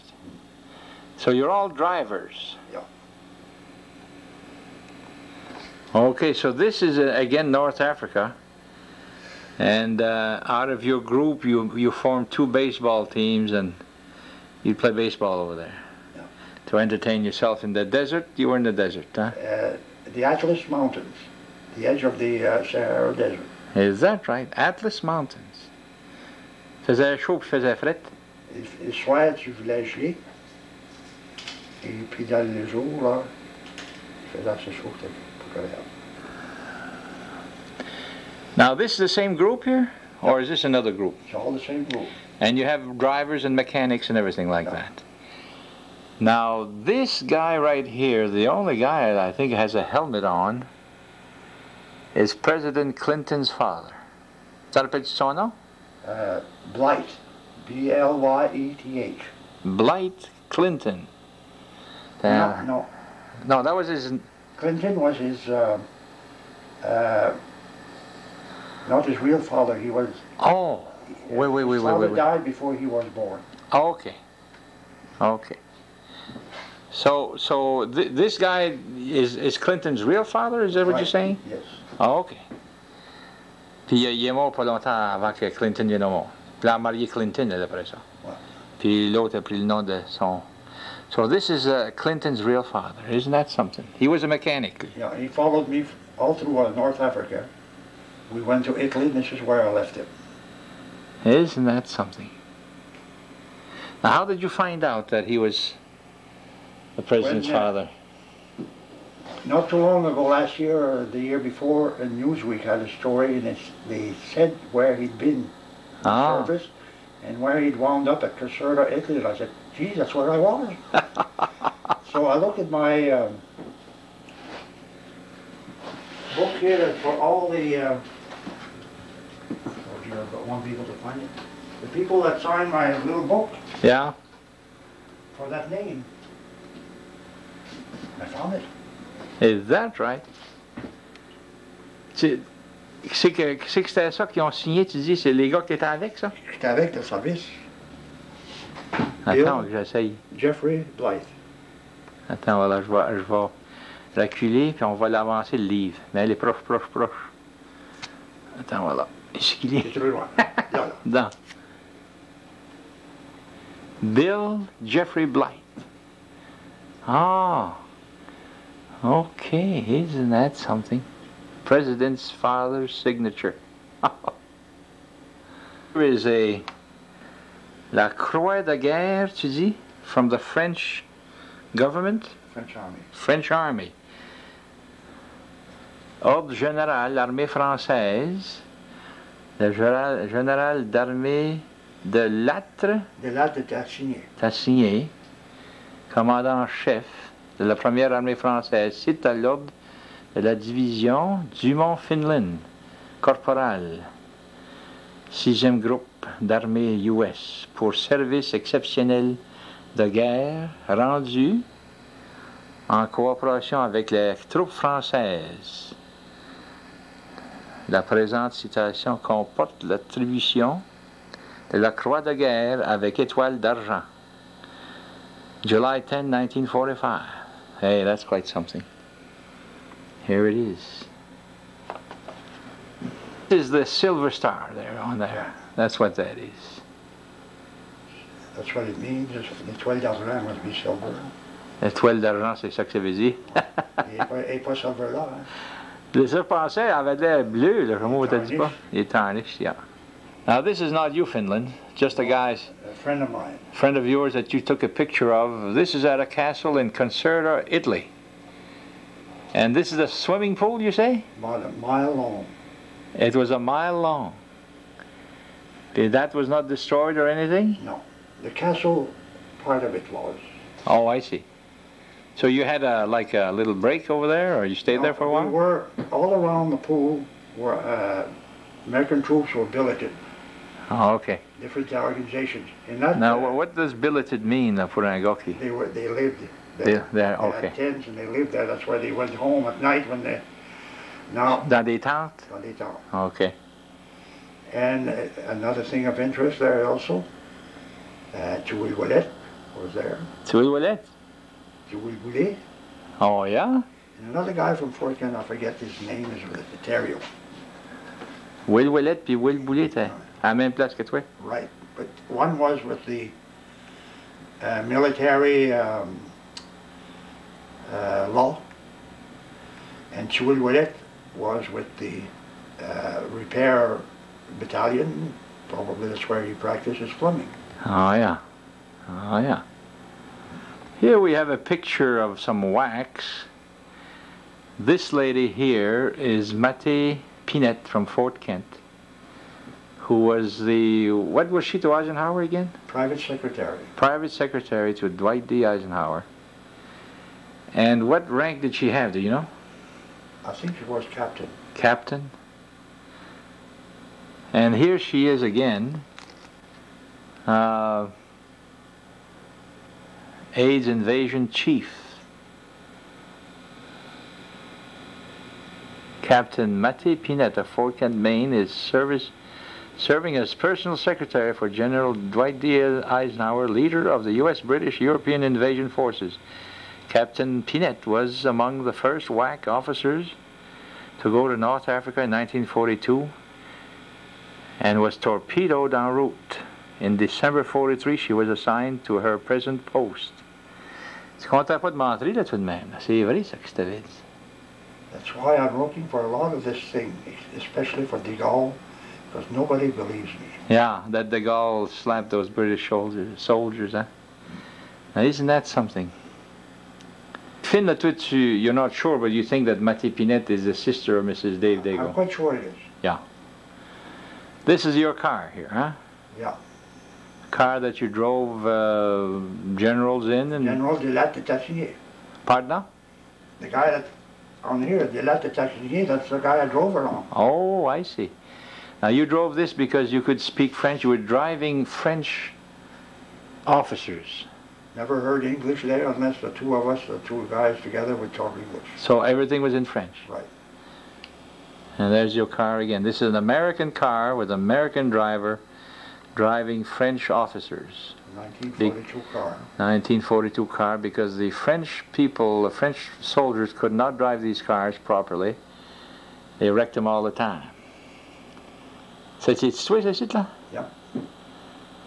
And so you drove and you also spoke French and... Yeah, and show them the cognac sign. Haha. Where they made this stuff. Oh yeah. One of the pictures has cognac on it. J'ai dit que mon Finn savait ici les emmener. Regarde ce qui est rendu. Cognac. Pour ça que tu étais populaire, Finn.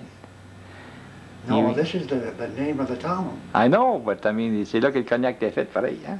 Oh, yeah. I forgot to tell you something too there. Keep going on that. Is when we'd start from Cognac, France, the general would fly to Paris once in a while, and I'd leave a day ahead of time to pick him up at Orly Airport in Paris, and would make a detour. It was his aide, and I think it was Chirac. And you know, I knew all those people. They were in the French army there. Oh yeah, I've heard that name. Yeah, he's the one that's at the head of Paris. Oh yes, yes. Mitterrand drove him quite a bit. Is that right? And they were all in the French army. That was the headquarters. Oh yeah. But we'd leave in the morning there from Cognac, and the officer, that his aide, had a villa on the Normandy coast, on the Brittany coast. And he'd fill up the car with cases of cognac to put in his private wine cellar up there on the coast. It was Dinah in France. That was right close to Mont Saint-Michel. Oh yeah. And then we'd stay overnight there in a small villa he had there, very nice building. The servants were still operating the thing, the place. And we'd head for Paris from there. Now the servants are still operating. Did the Germans ever occupy those places? No. No. Conduct medal. This is a good conduct medal, okay. Yeah. The next one is a victory medal. Okay. The next one is a American campaign medal. Okay, I've seen that one before. And the other one is the European North Africa Theater. All right. And up here you have the different, how many campaigns with the stars, I guess 4 on them. And that's Europe and Italy and North Africa. My dog tags, Finland, Dumond. Yeah. And then my qualifications on guns. That's the cross, though? Yeah. The next one is qualifications as a driver. Oh, yeah. Là, tu me disais tantôt que ton nom a été appelé comme The Country. C'est un nom qui n'est pas ordinaire par ici, ça, Finland. It's not ordinary any place as a first name. T'as-tu déjà demandé à ta I mère made pourquoi a hobby out of that. Wherever I go, I look in the telephone book to see if there's any Finland. You probably found some last names, Finland. Yes, there's some in the county here. Ouais. They're Finland, F-I-N-D-L-A-N-D. Oh, there's a D at the end, tu n'as pas. This was very interesting when I talked on the ham radio, especially to the Midwest, Michigan and Wisconsin. I'd have cards come right back to me, you know, proving that I'd talked with them. But the first question would say, "Are you from Finland?" Oh, yeah. Because those guys, people were they were Finnish. Right, right, right. And this was great population up there of Finn people. Right. Swedish and Norwegians and Finland and all that. T'as jamais su pourquoi que ta mère t'avait appelé Finland? C'est mon père. C'est ton père qui avait décidé ça? One of his buddies, when he was in the military at Fort Devens, his name was Finland. Oh, okay. He gave me that name, Finland, and I had never liked the D. So by the time I was going to the high school, I personally, myself, changed it to Finland. Oh, okay. So what is it now, F-I-N-L-A-N? Or is there a D? A D. There's a D in the middle. F-I-N-L-A-N-D, yeah. Okay. Okay, you drop the D? The D in the center. In the center, okay. Ça, qu'est-ce que c'est ça, cette Finn? This is my organizations that I belong to.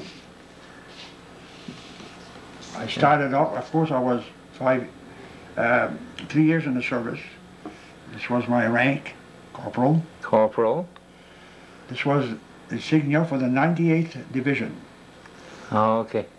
Trained in military. Ça, c'est une tête d'Indien, ça, là, hein? And when I landed in southern France, I was with the 15th Army. Oh, okay. Then I went to the 7th Army. Which is this one here, là? Over here. Well, our own.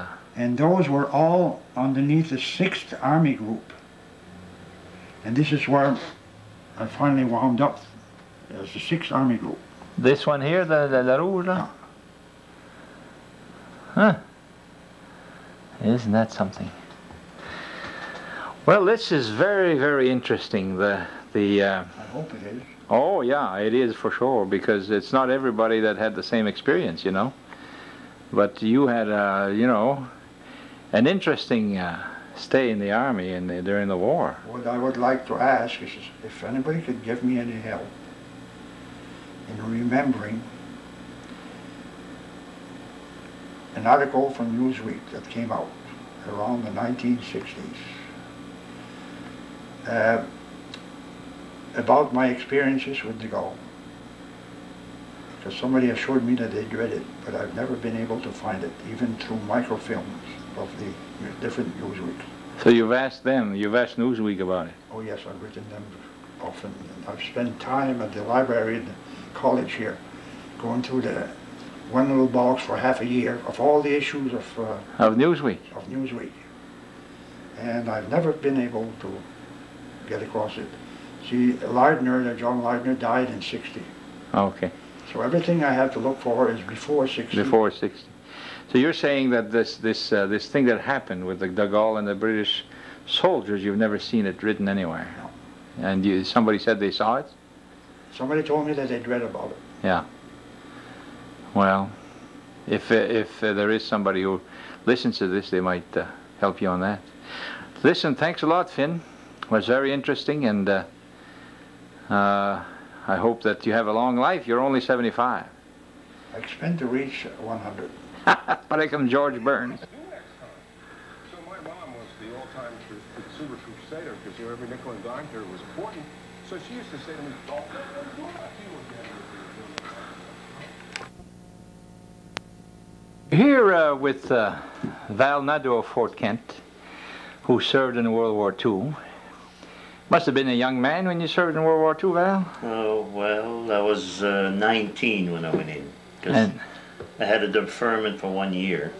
Oh, is that right? Yeah, because I was the last one to get in the service. Are you the youngest in the family? Yep. So who were your parents in Fort Kent here? Dumond, Nadeau. And they had how many kids? 12 kids. Mm-hmm. Half and half, or mostly boys? 7 boys and 5 girls. 5 girls. Well, yeah, 5 girls. So now you're in, what year was that? Look, that you were drafted, Litwina? In 1945. The last year of the war. Yeah, yeah, Now, the reason you say you were not drafted earlier, you could be drafted at 18, is that it? Yeah, but I had a deferment to work on the farm with my brother Guy there. Okay. Whose farm was that, your parents? It was Guy's farm. Guy's farm. Yeah, my brother. So you guys were all at the right time to go in the army during the Second World War. Yeah. And most of you went. There were 6 of us in the service at one time. 6 out of 7. 6 out of 7, yeah. The only guy who didn't go was Guy. He had some triplets, and I guess that. He had triplets, what, right in the middle of the war there, in the middle 40s, or? Well, there must be in the 43, 44, I don't Yeah. know, 43. So you were the youngest of the boys. Yeah. They drafted, who are your brothers that went in the service? The oldest one was Odon. Odon? And there was Lucien, which he was in the Merchant Marine then. Merchant Marine, so you transport stuff, is that it? Yeah. Yeah. Yeah, you transport stuff there back and forth. And there was Theriault that was in. And there was Lou J, Albity, and I. And because you were the youngest, they took you last, or they gave you a year off. That was yeah. Were you all in the same kind of service? Was it the Army, the Marines? No, Lucien was in the Merchant Marines, and some were in the Air Force, and Lou J and I think, and Fiona, I think, were both in the Army. Army. So you're drafted in the winter of 45, I imagine? Yeah, it was February. I went in February of 45. And all of you were drafted, all your brothers, or were you joined? Did anybody join? Lucien was a volunteer. Lucien was Merchant Marine as volunteer. So. Oh yeah. Yeah. So you were 6 at one time. Yep. Isn't that something? I saw a movie once, the Sullivan Brothers. There were 7. Yeah, I've seen. And I think they all died on a ship or something. Yeah, quite a few for them, I think. Yeah. A lot of them died on the ship. You guys are all separate. You were not together. No. No. So now you're 19 years old. You're drafted. You go in the army. How did it feel? Did you know the war was ending at the time? Oh no. Is that right? I only knew the war was over when I was on my way over. So there was no talk of this being the end. No. Tell it back that way. We were going there, yeah. I was halfway over when they were supposed to be on we were the only ship going over, but we were supposed to meet a convoy somewhere around Okinawa to make to invasion in Japan then. You were on the way to invade Japan? Yep. Holy jeez. So you never really saw any action? Nope. No, the only thing I did though when I got there, we were patrolling the island to pick up the Japanese that were leftovers in caves there. They didn't know the war was over, so. Yeah. This was on Okinawa? That was on, that was on Saipan. Saipan? That's where I went. I went to the Marianas. Oh, Saipan, Tinian, and Guam. That's in the South Pacific? Yeah. Tinian is where the B-29 left to bomb Tokyo.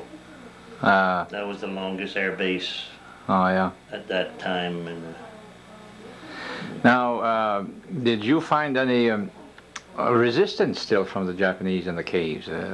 No, not too much.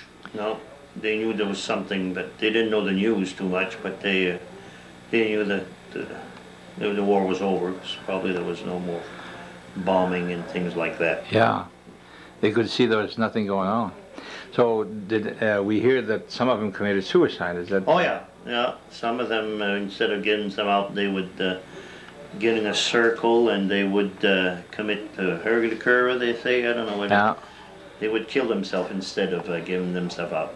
They would kill themselves, like a guy would kill himself. He wouldn't kill. Yeah, they would cut the bottom of their abdomen, their abdomens. Yeah, they would cut that off, and they died right there in a circle. They had a Didn't see special. too many of those, but we saw a couple bunch that did that. Yeah, you saw them after they did it. Oh yeah, oh yeah. Yeah. No, we were patrolling then. And Yeah. So did you ever get to Japan itself? no, I stayed 6 months on Saipan, and then after that they sent me to Guam, and that was a year, over a year a little bit on Guam. Oh yeah. Came home. Yeah, and after that we're all anxious to come home. Oh, I imagine. Anybody get hurt in your family? No. The boys that we're were. all lucky that we had pretty good. Lou J was my middle in the family. He had it pretty rough. Yeah. He went to Africa, and then he walked all the way up to Italy and way up to Stuttgart and Germany and everywhere. You were right in the middle of it. Yeah, he had it pretty rough. Yeah. So you come home now in 1946 about? Yeah, I was discharged December 1946. And what do you come home to? Did you have a job? Did you have a family? Yeah, Were you married? No, I still went to work where I was working before at the Daigel American, Valmont Daigels. Oh. Yeah, I went back to work there. Arthur Degg. Arthur Degg, yeah. Arthur, il y avait pas une compagnie d'huile, lui? He had City Service and Sidco Oil. Oh yeah, he was in business with the cars, Hudson's, and Il vendait des Hudson à ce temps-là. Yeah. Now his garage where Key Bank? Key Bank is now, yeah. And he, there. I worked there 27 years with Valmont. Yeah. So she sold to Dead River. Oh yeah. So this was what you did. You got married to Betty. Yeah, got married to Betty Halpin. Is she from Fort Kenton? Yeah. Yeah. Yeah, she always lived on Pleasant Street. Oh yeah. That's where you live too? Yeah, we live in had an apartment across the street where she lived there for a while. Yeah. And you had how many children? We had 6 of them, and we lost a 3-year-old one by an accident. Oh, is that right? Yeah. How long you been retired now? 6 years now. Oh yeah. Still, toi là, t'avais 19 ans en 1945. If I'm, t'arrives à quoi là? I'm 70. I was Yes. 71 December 7th. Oh yeah. You just about made it, huh? Yeah, yeah. I'm just one of the last one to go. Yeah. Did you feel at the time when you were drafted that were you scared? No. Everybody was going. Yeah. Everybody was going. That's the only place where you were going. In the service. T'acceptais ça? Yep. Everybody wanted to get in there. Ouais, ils voulaient faire le port, hein? Well. Yeah. There wasn't that much. When you're young, you don't have that much to do, so Yeah. you went where they needed you. Now, when you were a kid, toi, là, on va dire un teenager, là, puis even younger, là, c'était le temps de la dépression, ça? Yeah, I guess. Il y avait pas... No, yeah, there was not that much going on then. What did you do for... My father was a farmer, and we helped him out on the farm. Yeah. Where was he farming? On French Hill Road there, 3 miles. Where, comment il s'appelle? Louis. Louis, yeah. Louis lives there now, yeah. Yeah, that was the homestead. And it went up the mountain and everything? Yeah. Oh, yes, we used to go way up to the short hill up there. Is that right? Now, farmers in those days, c'était pas des grosses farms, ça, là. Oh, no, we had... Comment vous avez d'arpents, à peu près? Oh, probably 35, probably 30, 35 acres. Puis il a élevé... Very small. Il a élevé 12 enfants avec ça? 12, yeah. Holy cow. I think most farmers were about that size as far as... yeah, they had big families. 30 acres, 40 acres, 50 acres, huh? Yeah. C'était les plus gros, ça, là? Yeah, oh yeah. Did they have big farms like 200 acres in those days? Oh, maybe a few. Not too many. Yeah, I mean, I called him. Was a big farmer at that time, and the Frank Martin and Theriault. Okay. We used to plant quite a few acres. Yeah. A few, I mean, they were pretty good, big farm. You didn't have any use for your French, though, going to Japan. I mean, in that area. Some guys went to Europe and they used their French a lot. I never used my French over there. No. Yeah. Hold on a minute. Comment vous avez eu d'enfants? 6, tu dis? 6, yeah. 6, huh? Yeah. Are they all around here, or they moved away? No, there's my daughter's in Virginia, and her husband is a pilot for Clinton. He is? Yeah, he's flying President Clinton helicopter. Are you serious? Yeah, he flew Reagan around for 4 years, and then... He flies a helicopter? Yeah, so, yeah, he's a Marine. Okay, so like he takes him from the White House to Camp David? Right now he's in Australia with President Clinton. Oh, so when they go on the big plane, he goes with them? No, well, he rides in the US-1, Marine 1, but they bring over the helicopters in another boxcar there. Oh. They travel the helicopters. So they put a helicopter in a big transport plane? Yeah, I think they bring 2 or 3 of them, at least. Jeez. So now they've got their own helicopters in Australia.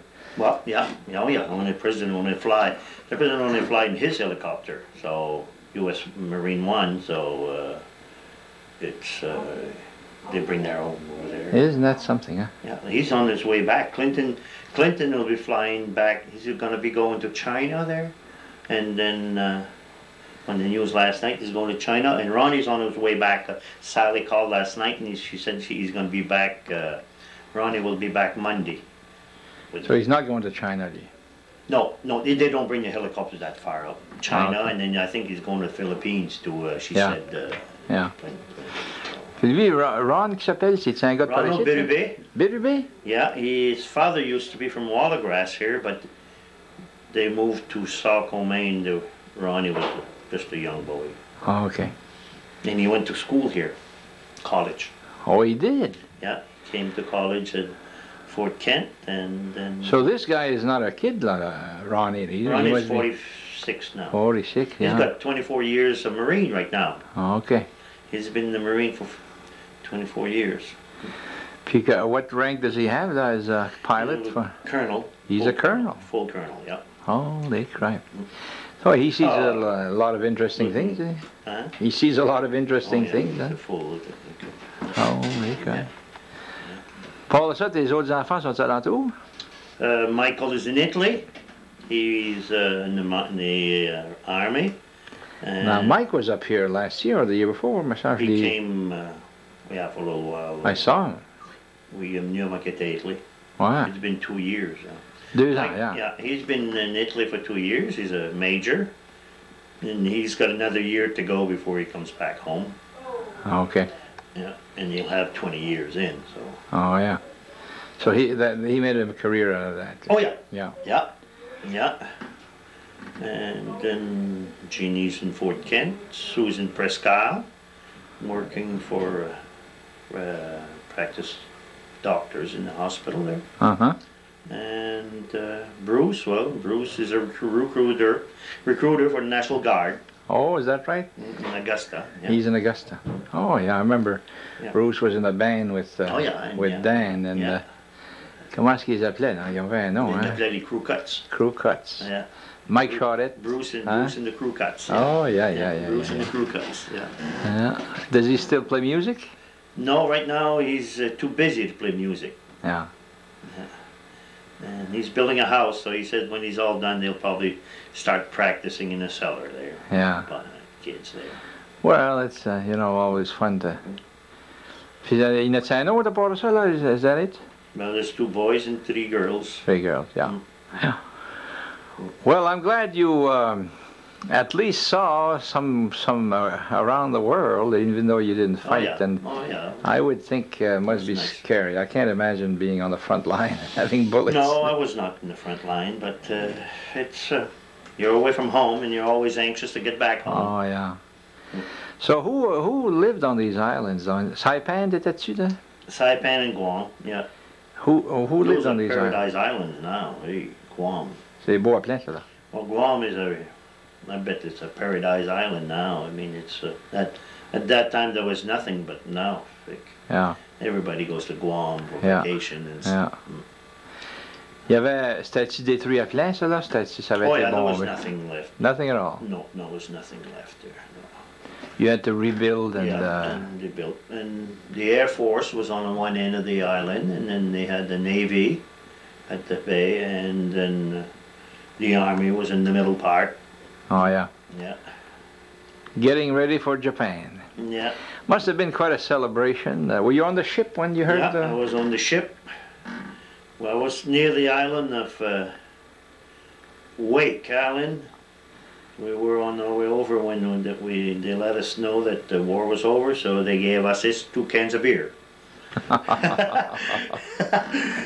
Everybody had 2 cans of beer to celebrate the sign of it was all over there. Now, did you hear about the atomic bomb? Oh yeah. Oh, you yeah. did? Oh yeah. On the ship? On the ship, yeah. Oh yeah. You, how did they tell you that? They just wrote that they didn't was say it about over the atomic the- bomb, but they told us the war was over. Yeah, but the war wasn't over right away, was it? I mean, like Well, they bombed I think they bombed around the 6th. 6th of August, And yeah? It was the 10th. I was on the. Oh, okay. I was 10th of the 10th. It took us 30 days to go over Is that right? from Seattle, Washington to. Yeah, we stopped in Hawaii Hawaii. for one night, and I got off. I was lucky, and I got off the boat, and I picked up an address there. And we stayed in Hawaii one night, and then the next day we left, and we were going to Japan on the invasion at that time. But it was signed. Were you all new guys, or were there a lot of Europe soldiers that had been in Europe? No. We picked a lot of Hawaiian boys in Hawaii when we Okay. stopped there. Quite a few Hawaiian boys got in with us, but Yeah. but we weren't that many on the ship. We were only 1,200 Oh, on yeah. our ship. Okay. See, it was just a Liberty ship, and it was a small ship, and we were all alone. And Your ship was by itself? yeah, we had a little. That's why it took us so long to get over, because at night we wouldn't move at all in the kind of submarines. So we had a little sub chaser, they call it, and we were on the Liberty ship. We were only 1,200, and so we at night was calm, so we wouldn't move. We'd just go in. So it took us 30 days to get to Saipan. T'avais bien timé ça. La Yeah. guerre est finie. Yeah. Mais I didn't time it. It came that way. yeah. You were lucky. Yeah. Mais sub See, I chaser, was c'est sub chaser. That's What's a little that? submarine. Oh. A little sub chaser that chases kind of where the submarines are. See, they call that a sub chaser. Pour moi, ce temps-là, il y avait plus grand submarines. Oh no, Japan was Navajo? all over the sub. Voyons, tu sais. Oh no, the ocean was full of submarines. The war weren't over yet. Yeah. I mean, the war was going strong. You know, it just when we're halfway in that they signed it. Yeah. But took a few days before they yeah. Ben, submarine, ça se fait pas décamper souvent, ça veut dire, they You stay. can have the equipment to Yeah. shoot them off. Submarine stayed underwater, Yeah. puis, you know. I was with just a little sub chaser, Stank. Il appelle ça un sub chaser. I don't know. At least let you know they were there. Well, they would chase, yeah, they would contact them. They had radar on that and everything, you know, and I don't know what we could have done. We just went. They probably had torpedoes on that thing too. I don't know. Oh, the boys, The yeah. little- I mean, the little sub chasers too. I don't know. We never got to see them too close. Did you meet anybody there that you knew? Yes, I met a guy from Van Buren, Oh, yeah? Robert Levasseur, and it happened that he was there before I was, and we met on Guam, and he was a clerk there. So when he left, he came home before I did. So when I came home, he was going to ready to get married, so I was best man for him. Oh. And we just celebrated 50 years this spring in May there. 50 years of marriage, and yeah, Bob Levasseur. Il est encore à Van Buren? No, he's in, right now he's retired in Arizona, I guess. Uh-huh. In Arizona, but he used to be a barber in Mapleton. Ah. Lived in Mapleton, and he was a barber there. And yeah. And Ça aurait dû faire du bien de rencontrer quelqu'un. yeah. de la Oh vallée, yeah. hein? Oh yeah. We used to. at night and drink beer, and, you know, that's all he had to do. Yeah, по grand place aller. No place at all. There was no village, no nothing. Is that right? No. I was going to ask you what kind of people live there. C'était pas des Japonais, c'est des Non, c'est des Guamanians qui appelaient. Yeah. Guamanians. You know, comment tu appelles? Hein? Ils appelaient ça des gooks. Yeah. The Guamanians, no, and there was only a few. No, the young ones were gone. Yeah. The young girls and all that, the Japanese had taken them away, and Yeah. just some old ladies there.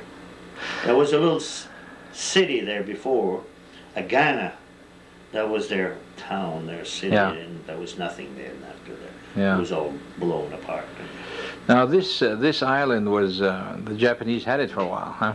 Yeah. Oh yeah, yeah. Guam was 15 miles wide and about 30 miles long.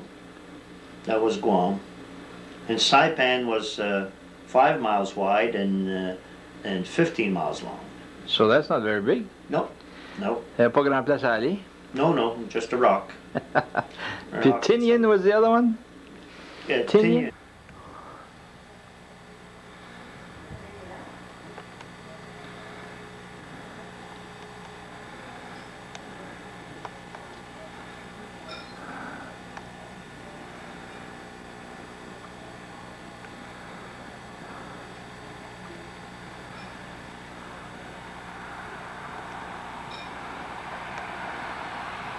We've had a whole week of snow this week. Temperatures are not bad. It gets to 20 degrees, 10 degrees, 30 degrees. In the daytime it's 30, 25, 30, 35. But today is the 33rd anniversary of the assassination of President Kennedy.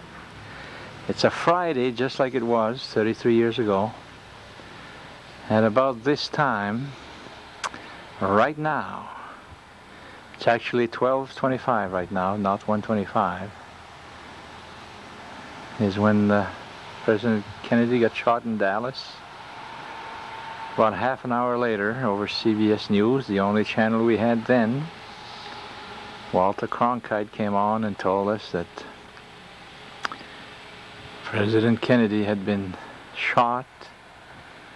I think it took another 2 hours before he said that he had died. 33 years ago today, everybody remembers what they were doing at that time.